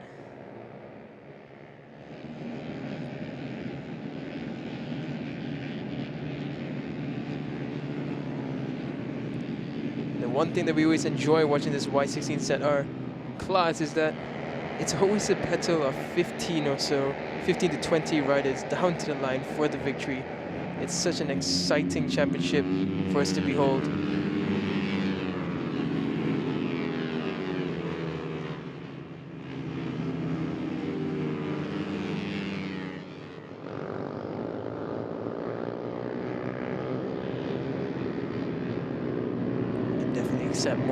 Expect more of the same action coming up ahead, especially Faris Afiz battling for the championship fights. Right now he has a good advantage, so he just needs to have a decent finish. Once again, if my calculations are correct, all he has to do is finish on the podium on both races, and he will run away with this championship. Looking at the standings, of course, we've only had 2 rounds at the Malaysian Superbike Championship. This will be the 3rd run and the finale. It's a short season. Faris Afiz is currently leading with a 32-point gap. And it all depends on where Alif Daniel and Adi Putra finish in race 1 and race 2. Should they finish anywhere off the podium, if my calculations are correct, if the likes of Alif Daniel and Adi Putra, they finish below the positions of the podium, and Faris Afiz finishes on the podium, then Faris Afiz will be the championship winner already. So a bit of pressure on the shoulders of Faris Afiz, but he's an experienced young rider, and he will definitely not have these in the back of his head. He'll just focus on the race and be sure that he will put in a very good performance. Very experienced in the races that he's won. We've seen him do it in such spectacular fashion. He's always at the front of the group. He's always weaving his way through. Definitely one to look out for in this championship, but we have a bunch of strong young riders coming up in the ranks. Some future talents that we are definitely sure to see more of, the likes of Adi Putra Sukarno, Arasunami.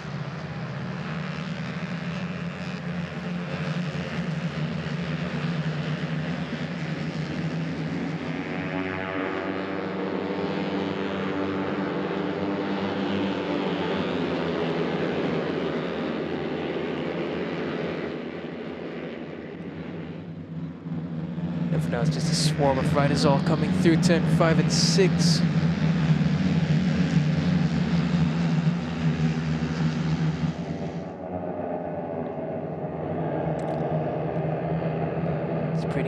It's pretty large, this group that we're having right here. Especially for qualifying, everyone's going to want to try and benefit from the slipstream. But it is difficult to get a clean lap in this category with so many riders all on the same machinery and a similar bike. So they'll be fighting out for the best slipstream in there. Who is that greatly off nearly onto the grass there?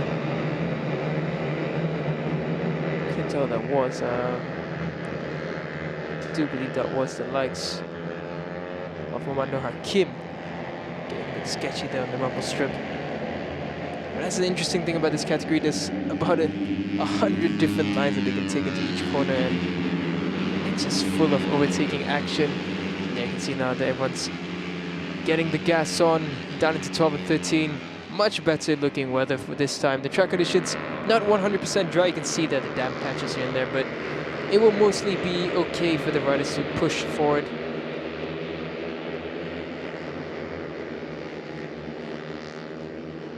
The track lap times as well yesterday were pretty irrelevant in regards to timing currently, because we know that they can do below 3 minutes, but everyone is doing 3 minute 11 and above. Abdullah Qayyum, Abdul Razak, he's on a decent lap. Fastest through sectors 1 all the way through to 3. So look out for Abdullah there, number 23. He's been looking really good this weekend. He's been always on the top in both practice sessions as well. He was the fastest, understanding the conditions the best, really adapting to the bike. He comes across a 256, that's a good time from him, a 256.358 for his first flying lap. We have seen times drop down into the 253s, but generally in qualifying we've seen 255s, 254s. Some riders really pushing out wide there, trying to get a bit of extra wind for the next flying lap, while this big group here still continues on for another flying lap.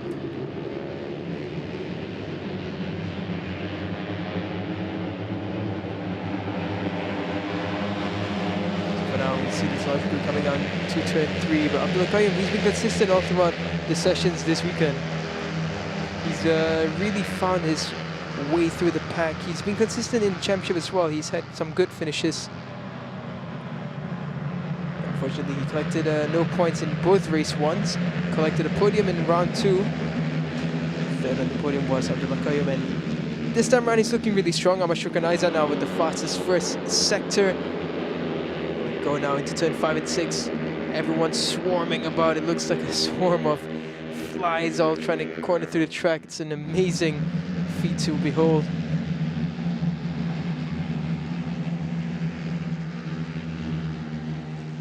There at the front you saw Danish Ayman Zamrol, then Johan there, number 8 in the mix as well. You can see they're taking the long way round with Amashukan Aizad, who's on a decent lap. He's fast again through sector 2, but not the fastest of the session. Looks like someone hasn't come out by the looks of it. This is the likes. It's one of the newer riders who has joined us in this championship this round, which is Muhammad Farouk. So he had a good outing in practice session, so he's getting his bike fixed. He fell off somewhere. Muhammad Fazil, 10th fastest in practice, so he'll be wanting to get back on and find a way into the top 10 once again. Because once you're in the top 10 and you get a good start, you'll be in the front group until the end of the race, and you have a bigger chance of fighting for the victory and podium positions. But now there's Amashukan Aizad, who's on a really good lap. He's done another good sector 3. Comes down the back straight is this large group of riders. I was going to say Amashukan Aizad comes down the back straight, but there's about 15 or 20 other riders in this picture. And it's funny, you'll see some riders just popping out of the back of other riders. It looked like there was a group of 5 or 6 at the front, and now it looks like a group of nearly 12. Absolute sight. For now, we come down the front straight. Ooh, getting really on the limit there is Amashukan. He's really pushing on this lap. He should shoot up into the top 3, maybe even up into the top position. He comes across now. Adi Putra getting slipstream from him. By the looks of it. Okay, Amashukan Aizad, he goes up into second. Abdullah Qayyum, he still remains first with a 256.358. 8 minutes remain now in the qualifying session, so still a bit of time for them to do about 3 laps now. You know, Fitri, he had a good sector 3. He goes up into 10th. Dara Tsunami into 9th. Adi Putra there, who we saw passing Amashukan Aizad, he's in 4th position, so he's in a decent position for himself. Adi Putra, if you guys follow the Malaysian Cup Prix, you'll know that he is such a good talent, and I really do believe that he is one rider that we will mention many, many times in the future. I look forward to seeing the likes of Adi Putra and Aris Tsunami come up the ranks. There's a, to me, the way Adi Putra rides is somewhat resemblant of the likes of Kasma. Even in the personality, he's such a nice young lad. He's very friendly, never shy to speak, and I think that he will bring some flavor coming into the higher championships. So we really look forward to Adi Putra coming up. You saw Aris Tsunami there as well in the middle of this pack. Alif Daniel sets a fast sector 1. Now going into turns 7 and 8 now. It looks like they scribbled Alif Daniel's number there. It looks almost like it's become a 12 instead of a 17. For now they carry on forward. into turn 9 and everyone's scrapping for the better line. This is where it always gets sketchy in this category. You have about 20 riders all trying to break late, trying to get in front, because this is the last push up the hill before you form up in the last few corners to get down onto the back straight, and that's where everything comes down to business. Now we follow Olive Daniel once again, number 17. For those wondering, this is a very different, this is not a, it's a different bike compared to the Y15 that some of these riders might be used to or have ridden before. It's a Y16, it's a standard engine, just with some minor upgrades done to it.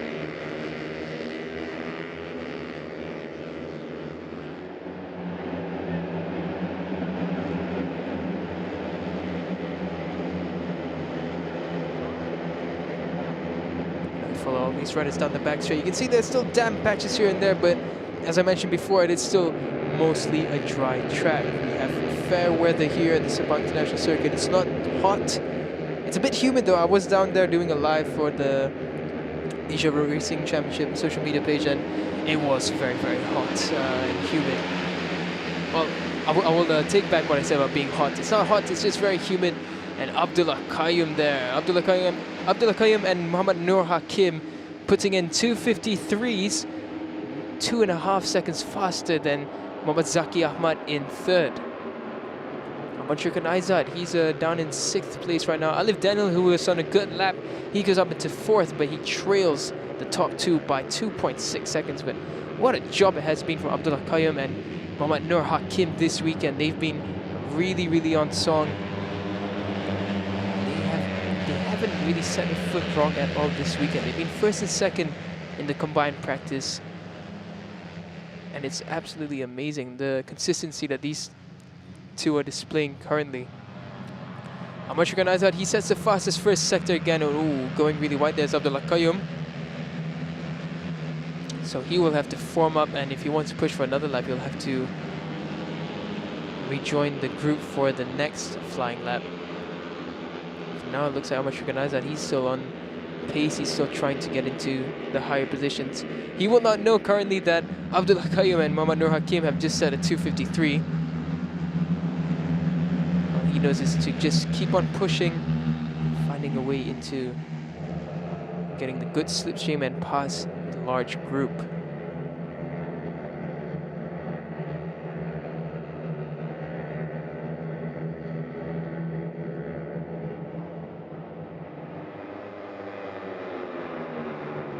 Now just 3 minutes and 40 seconds left in this YAMAHA Y16 ZR Race Masterclass session. So 2:53 is a really, really fast lap, I must say. It's a really good lap time coming in from two riders, Abdullah Qayyum and Muhammad Nur Hakim. I'm trying to recall when the last time it is that we had a 2:53. We had it in qualifying in round 2. 2:52 coming from Abdullah Qayyum, 2:53 from Anas Tsunami.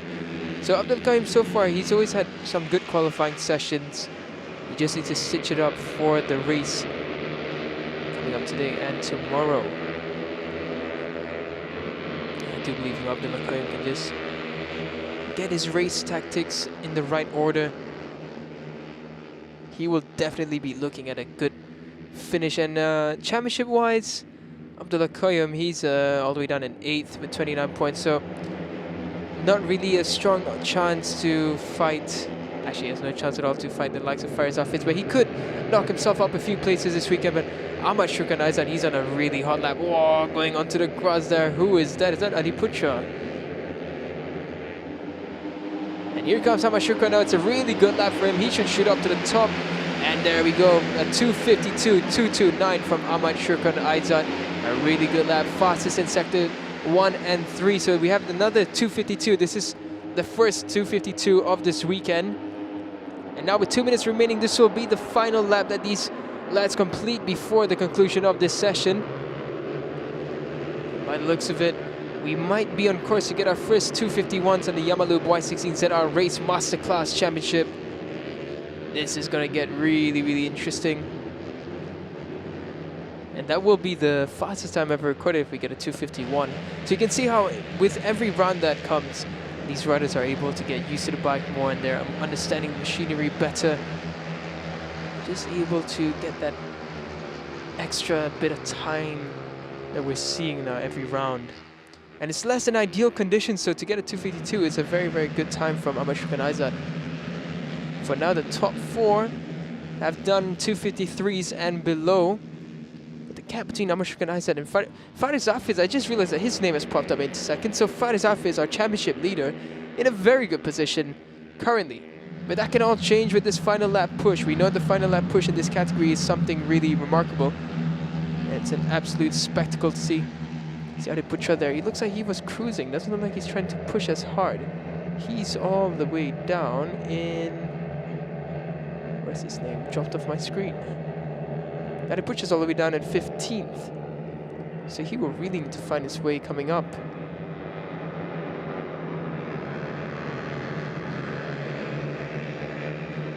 Now we're looking once again at a number of riders just coming through turn 9. Turn 9 is such a...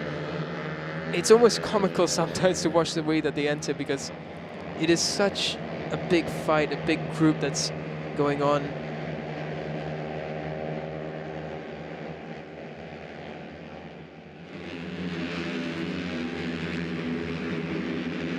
Now with 20 seconds left, by the time they reach the end of the front straight, the checker flag will be out. And this will be the conclusion of this session. So far, no one really impressive throughout the sectors. Abdullah Qayyum, not a bad sector 3 from him. Idil Fitri, he's on a good lap. Daniel Johan is on a good lap. Shazareen Q Upshar's decent. Irfan Danish as well, he's on a decent lap for himself. Now the checker flag is out. All the riders battling for slipstreams there. We're trying to see who can really surprise us in this final turn. Who's going to take pole position? Who's going to lock out the front row? Here comes Daniel Johan in 14th. He's on a decent lap. It's actually a pretty good lap from him. He should go up a few positions, but I don't think he'll make it into the top 3. Everyone getting slipstream now. And we come across the line, and let's see the positions shift. Top 3 change. Abdullah Qayyum, he goes second. Faris Hafiz down into 3rd. Muhammad Nur Hakim, he goes up into 4th. Daniel Johan into 7th. Zaki Ahmad into 8th. By the looks of it, other than that, most of the positions are the same where they were. Ryan Cardani, he does go up into 16th. Adam Michael Jara, who had a decent practice session yesterday, he's struggling all the way down into 13th. But then again, like I said, as long as you're in the top 20, you will be within the front group. So no issues there for those who qualified in the top 20. Those who qualified below, they do have to worry. But for now, these are the results for the YAMAHA Y16ZR Race Masterclass qualifying session. Ahmad Shukran Aizat, a great job from him in first place with a 252.229. Second is Abdullah Qayyum, consistent. Faris Hafiz, our championship leader, he'll be looking to finish on the podium and lock out this championship within race 1 itself. Fourth is Muhammad Nur Hakim, Muhammad Nur Hafizullah. Fifth, Idil Fitri. Sixth is Ahmad Ikram Danish. Daniel Johan in 7th, Muhammad Zaki Ahmad in 8th. 9th is Muhammad Alif Daniel. 10th is Muhammad Al Shakir. 11th is Afiq Harith Abu Bakr. 12th, Arar Tsunami. Muhammad Adam Haikal Jahar in 13th. 14th, Danish Zaref. 15th, Arif Arshad. 16th, Ryan Cardani. 17th is Muhammad Lutfi Shah. 18th is Ari Putra Sukarno of all people. 19th is Afizi Supad. 20th, Arif Hakim Nazri. 21st, Faiz Khairul Azmi. 22nd, Irfan Danish. 23rd, Muhammad Iman Fahmi. 24th, Danny Mikhail Karu Fauzi. 25th, Shazareen Q Upshar. 26th, Muhammad Danish Ayman. 27th, Amiran Hazik. 28th, Shamil Amshar. It's strange to see him all the way down here. 29th, Aidil Muhammad Ayub. And 30th, Muhammad Fazil Muhammad Farouk.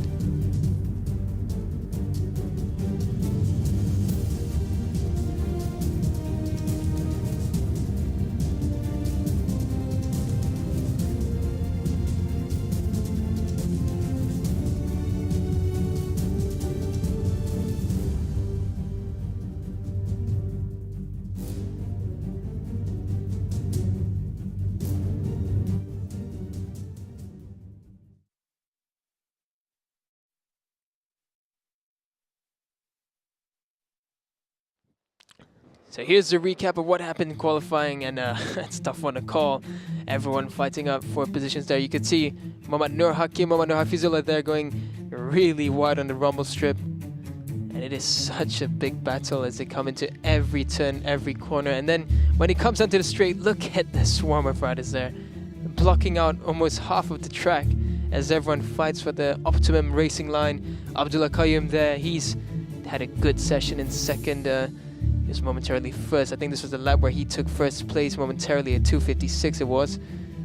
And then he just kept on getting shoved down the order as everyone started getting into their strides. Faris Hafiz, he had a quiet session up until the last minute.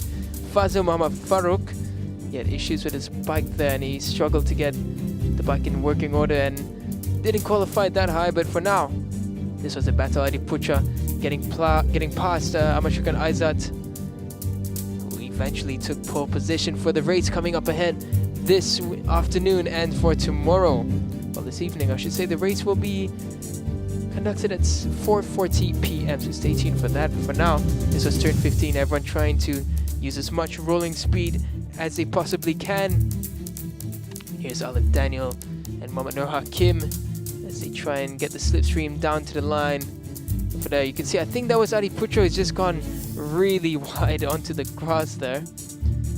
But he managed to remount and get back on. But that's why Adi Putra couldn't get a good qualifying time. He was struggling with all the mishaps that happened on that last lap. And here was the final turn. You can see everyone just trying to give a bit of space to get that slipstream down to the line.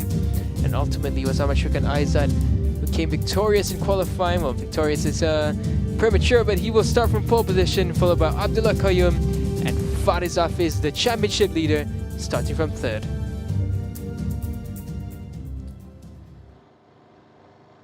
So in a short bit, we will head down to Nasha, who is going to interview our pole man for the Y16 Yamaha Race MasterClass.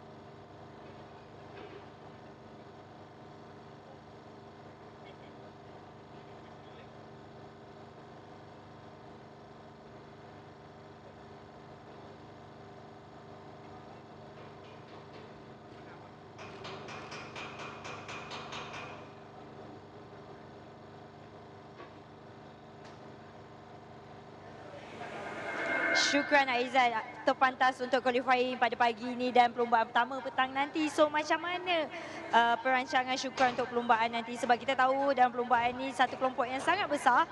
So apa strategi Syukran? Pertama kali saya nak terima kasih kepada Yamaha yang bagi peluang saya race untuk Y16. So strategi saya untuk petang ni, saya akan cuba duduk dalam kelompok ramai-ramai dan saya akan cuba untuk podium lah. Ini merupakan final round untuk MSBK kan. So setakat ni siapa Syukran rasa pencabar terhebat dan setiap kali perlombaan dia tu adalah pesaing Syukran lah? Nak cakap tu pesaing ramai sebab semua yang baru-baru pun semua dah boleh bawa motor. So saya try the best untuk podium. Terima kasih Syukran.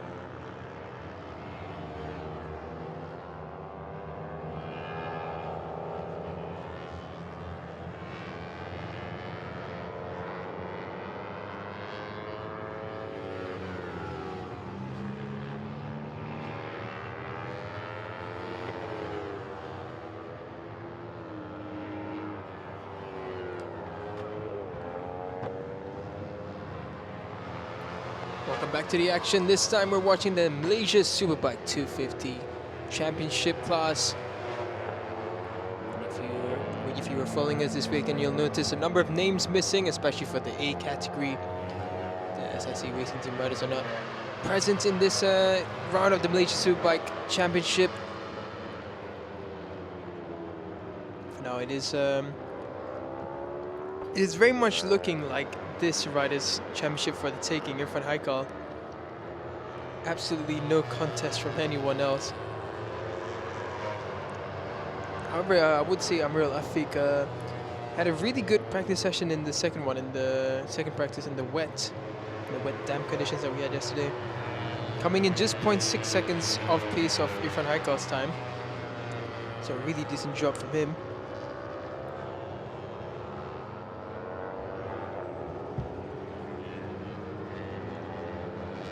For now we follow Irfan Haikal Amidi from the MSBK250 A group on the Bunsiu Honda Racing Team CBR250 RR.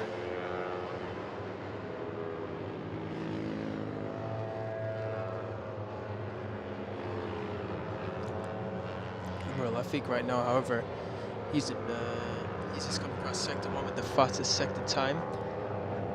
It's about 0.1 seconds faster than Irfan Haikal. Second sector, Irfan Haikal much faster, 0.3 seconds. But yeah, Amir Al-Afiq looking really good this weekend. He's putting in the fight towards Irfan Haikal, and this is a good dry session for them to come and lap around. Of course, yesterday we didn't have any properly dry track time, so the lap time's a bit further than what we expected.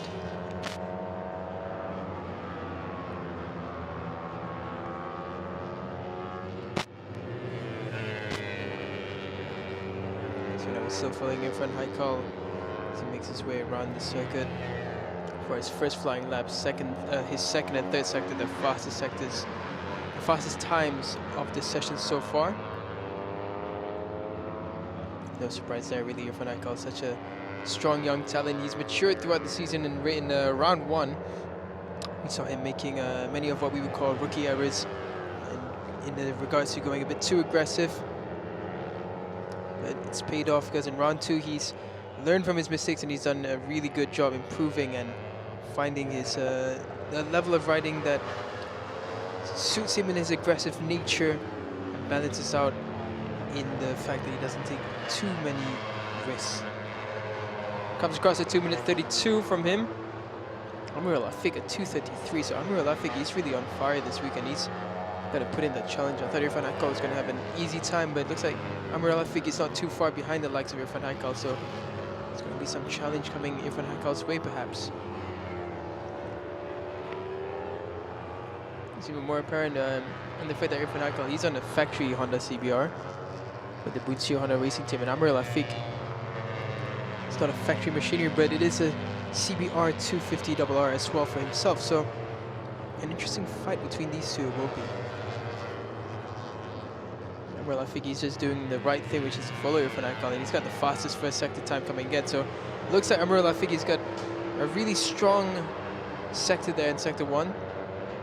So I think that will be his best sector to make an overtake, turn 4 and such. He's bringing the challenge onto Irfan Haikal. It's 0.1 seconds faster than Irfan Haikal, who's in first. You're going to see what happens in the second sector. Second sector, it always goes Irfan Haikal's way, it seems. So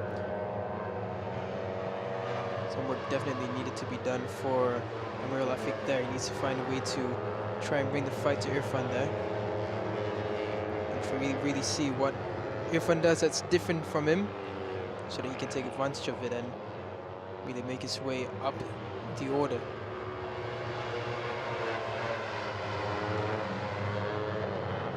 Now we keep on following Amir Al-Afiq as he makes his way trying to chase down Irfan Haikal.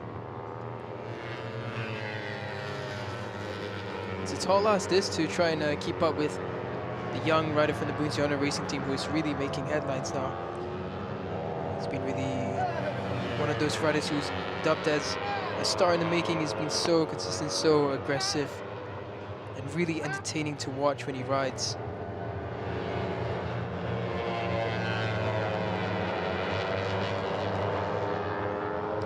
See there, Amir Al-Afiq just passing his teammate there. Mohamed Ezrik Shariz.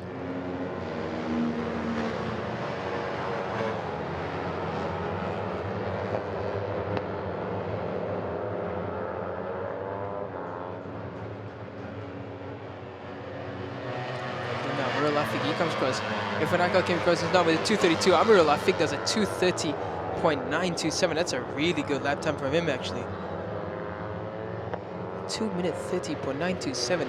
Irfan Akal is going to have a run for his money in the race, that's for sure. So Amir Al-Afiq very, very impressive early on in this session. Of course, there are 20 minutes left, still 21 minutes actually, in this qualifying session, so plenty of time for Irfan Akal to try and bring the fight forward and improve further. For now, Amir Al-Afiq looking really, really good in first place. He's improved again through Sector 1, so something Amir Al-Afiq's team and himself have done, which is really working well. Amir Al-Afiq, he's definitely no slouch. We know that he's a fast and decent rider, but currently there's something really special about what they've done with him and the team, because they are bringing the challenge to the factory Honda rider.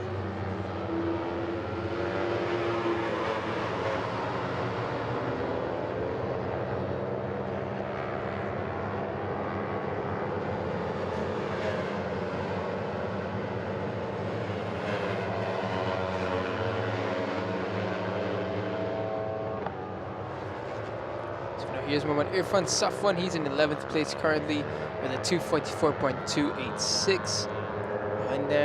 Behind him is Farid Zafri, not doing bad at all, in 5th place with a 2:42.485. So 4th place would be a decent starting place for Farid Zafri. Ezrik Shariz will be on the same row with him, 4th.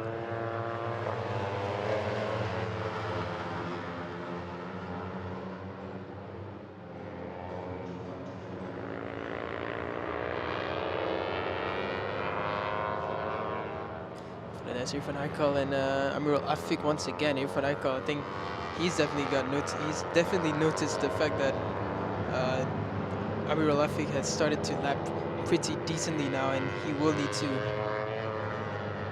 start pushing. So Amir Al-Afiq is fastest through Sector 1 and 2. Currently decent as well through Sector 3. So it's all about Sector 4 for the likes of Amir Al-Afiq. And he comes across the line now. It's going to be a decent one. It's a 2:52, so he must have been slowed down a lot through Sector 3 and 4, and yes, he was. So Irfan Akal there, he's trying to shadow the likes of Amir Al-Afiq. So it's a role reversal. Before this, we had Amir Al-Afiq shadowing the likes of Irfan Akal, and now it's Irfan Akal trying to follow the likes of Amir Al-Afiq. Ashish Patel, he goes up into 5th place with a 2:42.474. This is Mohamed Israel Huzaimi. He's had appearances in the Cup Pre-Championships way back in the day. This is Amir Izzat. Izzat is currently running in 7th place. Ryzen Racing Team, both of them, 2 riders there. Farid Badrul giving some advice to Amir Izzat.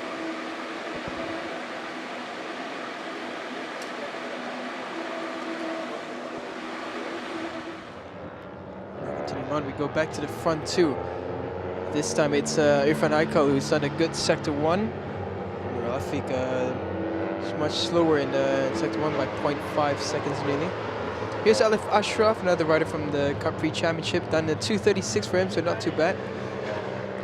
He's decent through the first sector. He will improve on this lap. I think what Alif Ashraf needs right now is to find himself behind the likes of Amir Al-Afiq and Irfan Akal. And that should give him chance to try and claw back the time that he's missing, because right now the Honda's looking really good in the 250 class. Alif Ashraf, it looks like he's riding the Yamaha R25. Follow Alif Ashraf up into 1010 and now into 11, number 86.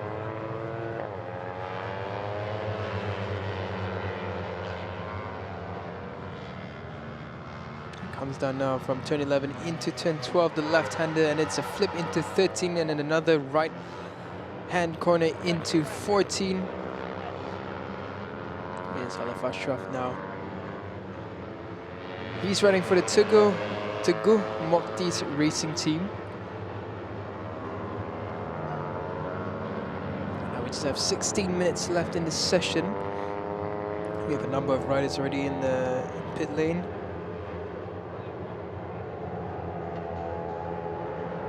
Likes of Ezek Shariz, Amir Izzat, Israel Huzaimi and Afiq Hamdan, they are all in pit lane currently. They're all back into their respective garages. Now for the Alif Ashraf, will he improve on this lap? He's got a good sector 1 and sector 3. Comes across the line and it's not going to be an improvement. His sector 2 really slowed him down. He was nearly a second and a half down there.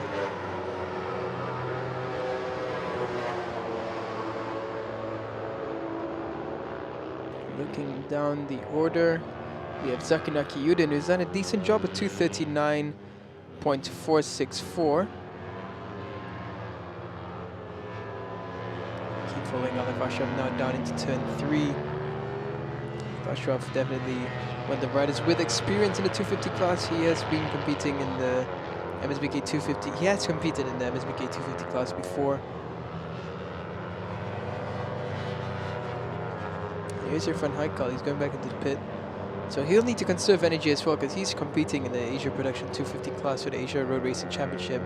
But for now, yeah, Amir Al Afiq, he's also gone back to the pit. Yeah, but for now, Amir Al Afiq really looking strong. So here's Zakir Nakiyuddin, rider number 63. He's making his way around turn 7 and 8 now. He's riding the Kawasaki Ninja 250R. Same bike that the likes of Afiq Hamdan would have been riding. Not too many Kawasaki's left in the MSBK class. It's good to see one of the Kawasaki bikes out here under the hands of Zakir Nakiyuddin.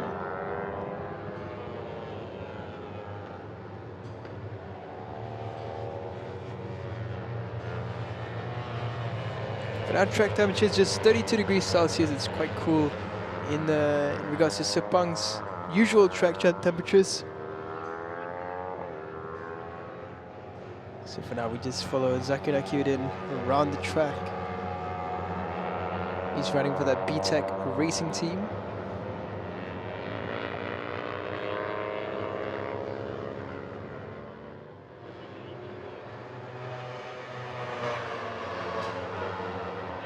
Good top speed so far came from the likes of Amir Al Afiq and Irfan Haikal and the Hondas, and it's just a clear indication of how much further the Honda has come in comparison to its competitors. They both have done 180 plus kilometers per hour, while everyone else is still in the 160s and 170s.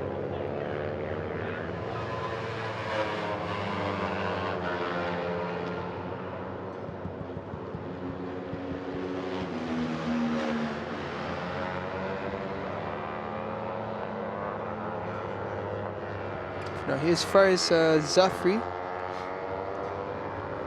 Well, Faris Zafri, a very familiar name in the MSBK 250B class. He's been competing for many years now. He's making his way up. Is in 5th place currently at 2 minute 40.529.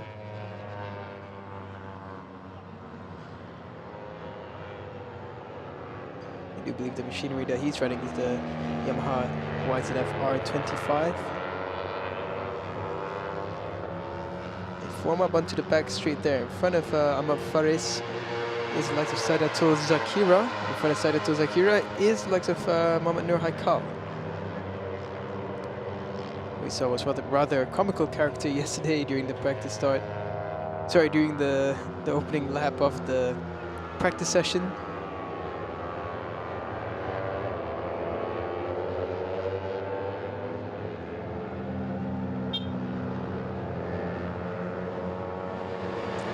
Down the front straight, just 12 minutes and a bit remaining in this MSBK 250 qualifying session.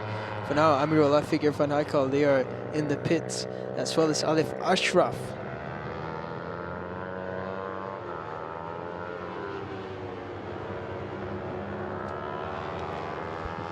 I doubt that the likes of Irfan Haikal is going to come out. I think Irfan Haikal will realize that, him and the team will both realize that championship-wise, their position is very much secure. So all they need to do is bring home the championship title, and all they have to do is finish on the podium for the next 2 races in this weekend. So for Irfan, I think we'll expect him to just remain in pit for a while. But I think Amr Al-Afik, he might try and get a bit more mileage. Then again, he has the fastest lap time in the session so far, so he's provisionally starting from pole, which is a great effort from him and the team, the Budak Kimia John Chain Loop Racing Team. Oh, it looks like what I said might be just completely wrong, because the mechanics now really working on Irfan Haikal's bike there.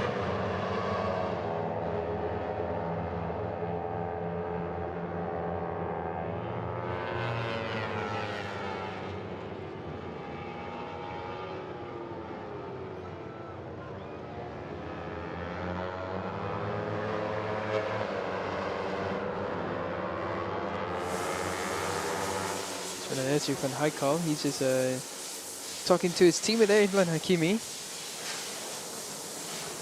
So Idlan, we would have seen him in this class. I think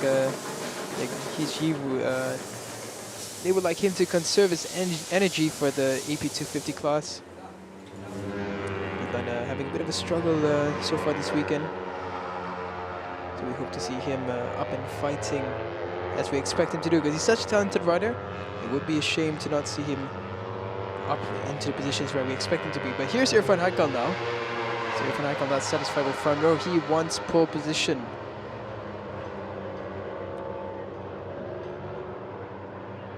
So yeah, and Amir Izzat, he's just come across and set a lap time at 2:41.555.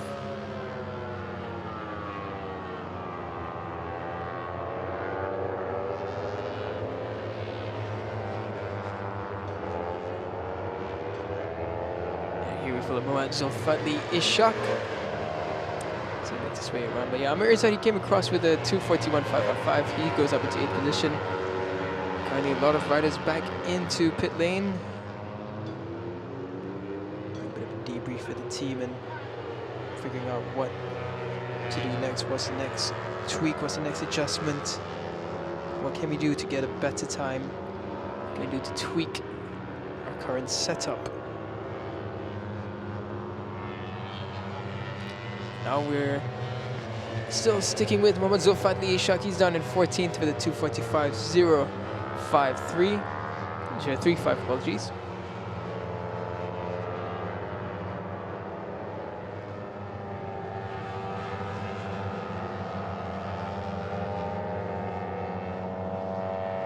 It is Mohamed Zulhusni Jaluddin, who's gonna really slow and wide there, turn 14.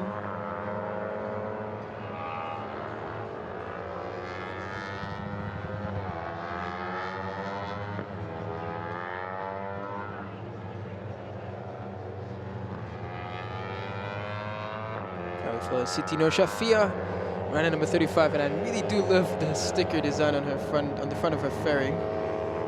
It's a really unique thing to see, the eye sticker, giving a bit of personality to her bike, it seems.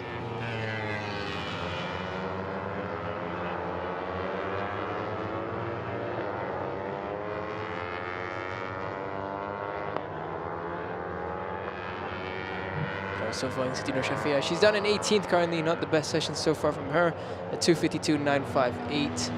Of course, I can't really compare it to yesterday's session where we saw some really tricky weather, damp track all around, and yeah, 50-50 conditions here and there. So it was difficult yesterday out on track.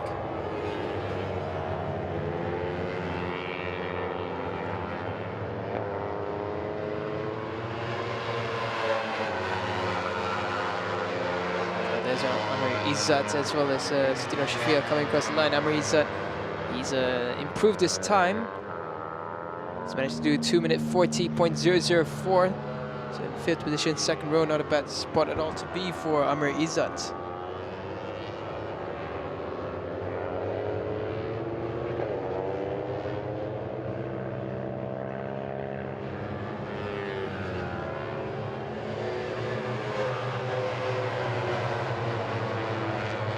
is Sitino Shafia once again with Amr Izzat pulling a bit away from her. Afiq Hamdan, he's in this mix, so it'll be interesting to see whether Afiq Hamdan can try and make some improvements in this session.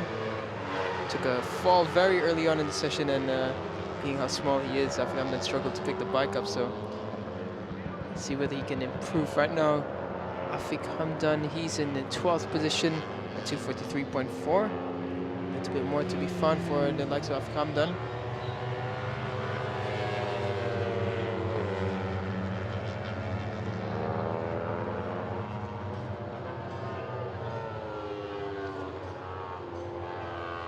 Now we're looking back at Zakir Nakyuddin, number 63. He's just come out of the pit lane and started his flying lap. Looks like there was an incident at turn 15, hence the green flags being waved.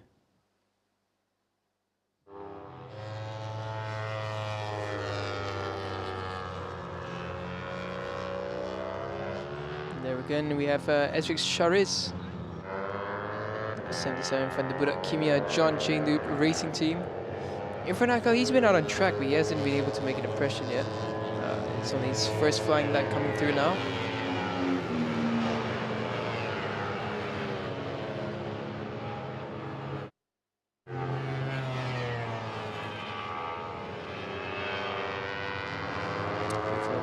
It's just 5 minutes now remaining in the qualifying session. And by the looks of it, Amr Al-Afiq, he's not going to come out on track. He stayed in the pit lane, and he's still going to be in his pit box now.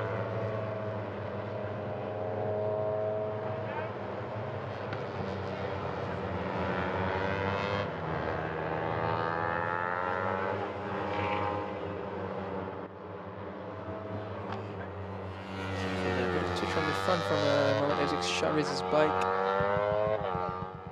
He follows through, just 4 minutes and a half left in this session.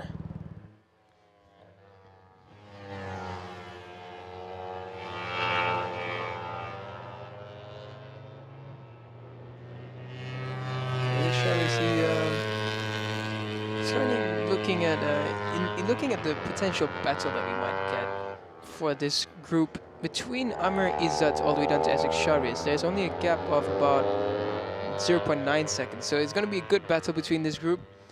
I do believe we'll see some good positions traded as we go throughout the race.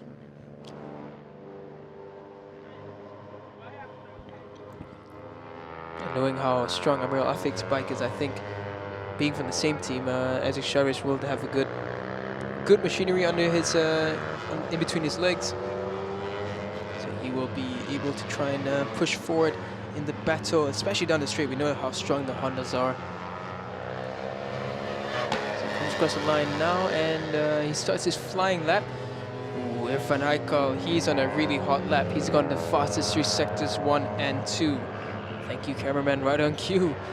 He comes now into turn 9. Looks like Amr Al-Afiq's dream pole start might be short-lived because Irfan Haikal's really on this lap. He's really on it. He's opened up the taps. He's made the adjustments necessary with the team. I think we can definitely be certain Irfan Haikal is coming. This will be a lap time within either the lower 230s or maybe in the upper 229s. So following Irfan Haikal here.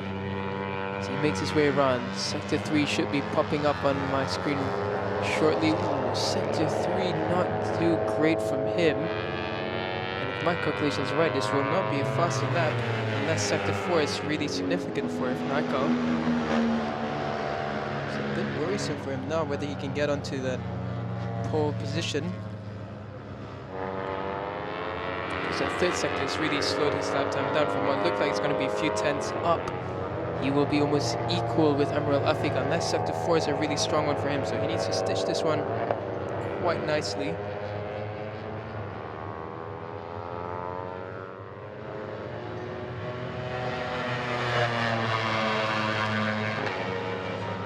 Irfan Haikal once again comes across 231. He does improve, but it's not enough. And it's really Sector 3 and Sector 4 that slowed Irfan Haikal down quite greatly. That is why, even with the fastest sectors 1 and 2, it needs to be a complete and consistent lap. Without that, it will not be possible to get in front of the likes of Amir Lafik. So unfortunate for Irfan Haikal and the team, but we will have one more lap in it. Sector 1, he's already down on Sector 1. He's not improved, nor has he done the best Sector 1 that we can expect.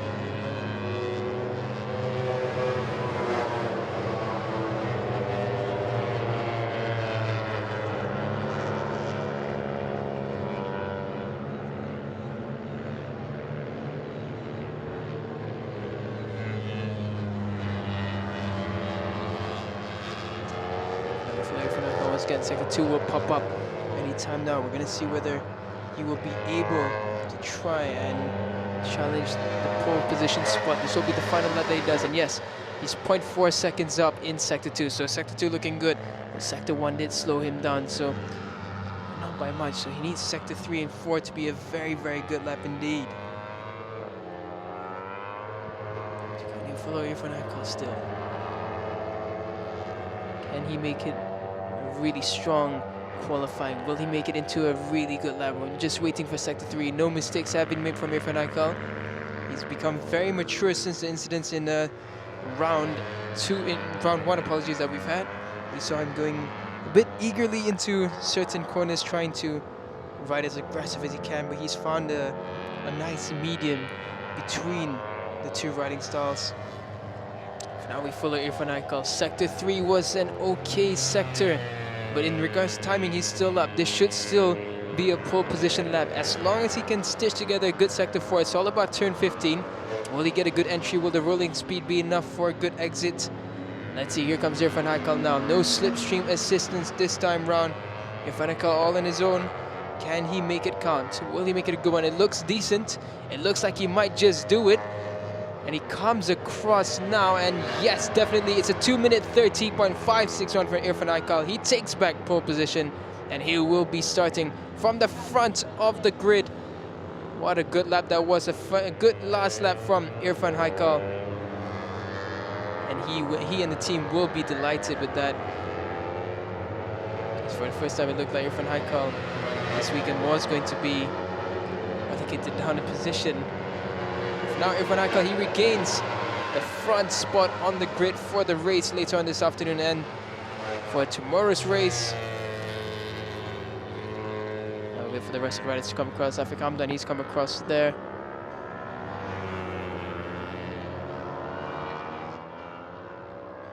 Hamdan, he's down in 11th place at 2:43.009, so he improved, but he's struggling a bit down in 11th.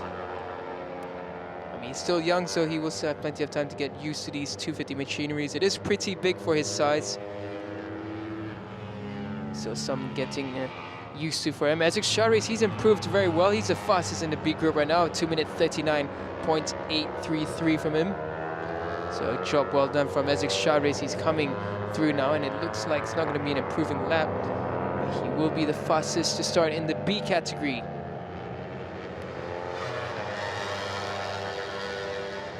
That was definitely not a lap to remember, besides the fastest lap that he's done so far. So good job from Mohammad Ezek Shahriz to be the fastest in the B group. I said that B group fight is going to be really one to watch. Now here's Fauzi Hassan, a good contender as well in the B category, a familiar name for those who have been following the MSBK Championship.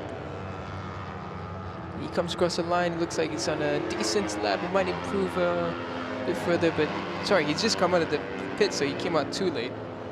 So he will not have any final lap to try and contest for a higher position.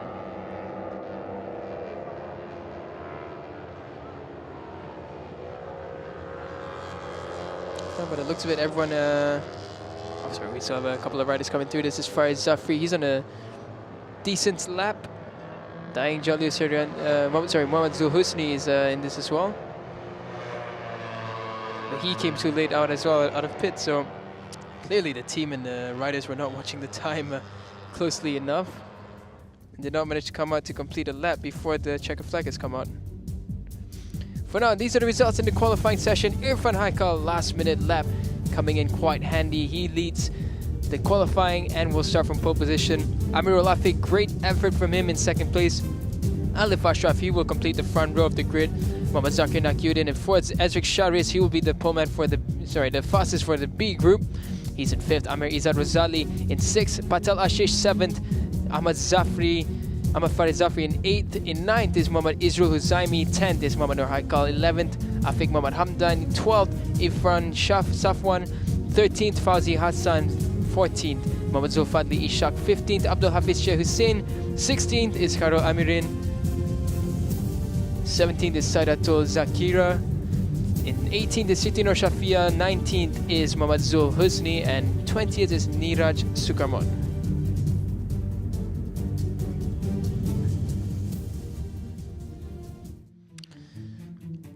So that concludes the MSBK 250 qualifying session. For now, this is the recap of what happened in this 30-minute qualifying session. It was a pretty eventful qualifying this time around. Having the likes of Amir Al-Afiq bringing the challenge to Irfan Haikal. It's a good battle between the two, and at the start of the qualifying session we saw the both of them tailing each other. At one moment it would be Irfan Haikal, at one moment it would be Amir Al-Afiq in front. And then it was Alif Ashraf who swept up the last position in the front row of the grid, doing a decent job. A 2:36.133 is the best time that he managed to get. And it's going to be a challenge for him to try and keep up with the front two boys, but definitely for Alif Ashraf, what he will be looking at is trying to latch behind the likes of Amir Al-Afiq and Irfan. And this is the point of where we saw Irfan Haikal go back to the paddock. I really thought that he would just settle for second, because the real important one for Irfan this weekend is to get into the proper positions for the AP250 class, but he did come out once again, and we'll see that in a bit. For now, this is Zakir Nakiuddin completing and starting the second row. He was in fourth with a 2:38.815. And this was the lap that he did. It was a decent lap from him, decent improvements coming in from Zakir Nakiuddin over the years. And this is the point where we saw Irfan Haikal having a chat with his teammate, Idlan Hakimi. Ethan, of course, not present in this championship currently due to the focus on AP250, but here's Irfan Haikal around turn 15. This was that pole position lap, and what a lap it was. It was a clean lap from the otherwise known aggressive rider. And he came across with a good time of a 2:30.561. You can see here, he's mixed that aggressive riding style with smoothness, and he's just done it with so much class. This is Ezrik Shahriz taking the fastest time for the B category. It was a decent lap from Ezrik Shahriz into the 2:39s. The only rider in the B group with the 2:39s. So it will be an interesting battle in that B category.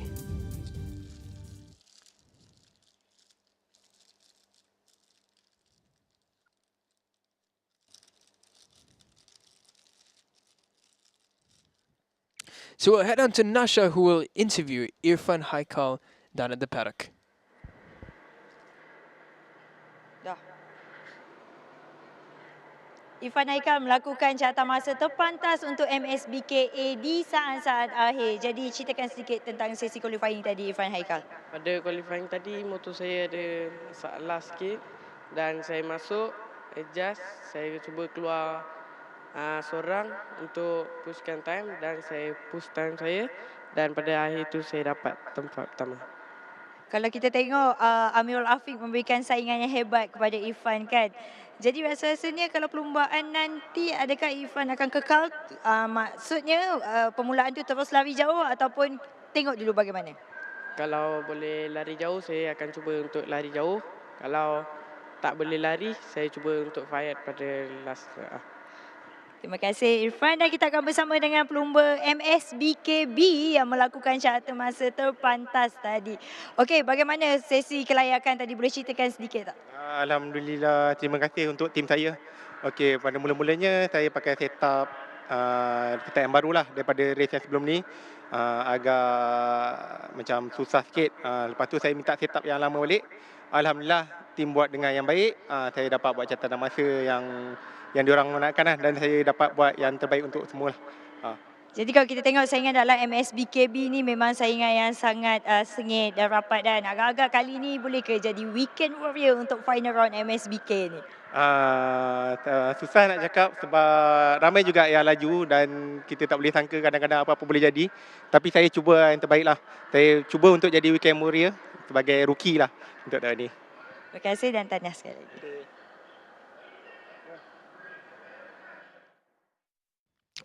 So interesting words from both the fastest from A and B for the MSBK250. But that concludes our morning sessions and the qualifying for the MSBK250 class. We will head for our short break and we'll be back once again this afternoon with the Asia Road Racing Championship races for the Underbones, the TVS, the AB250, the Super Sport 600, ASB 1000, and then we'll finish off with the Yamaha Y16ZR Race Masterclass and the MSBK 250 Race 1. You will not want to miss out on this, so we'll catch you guys right after this short break.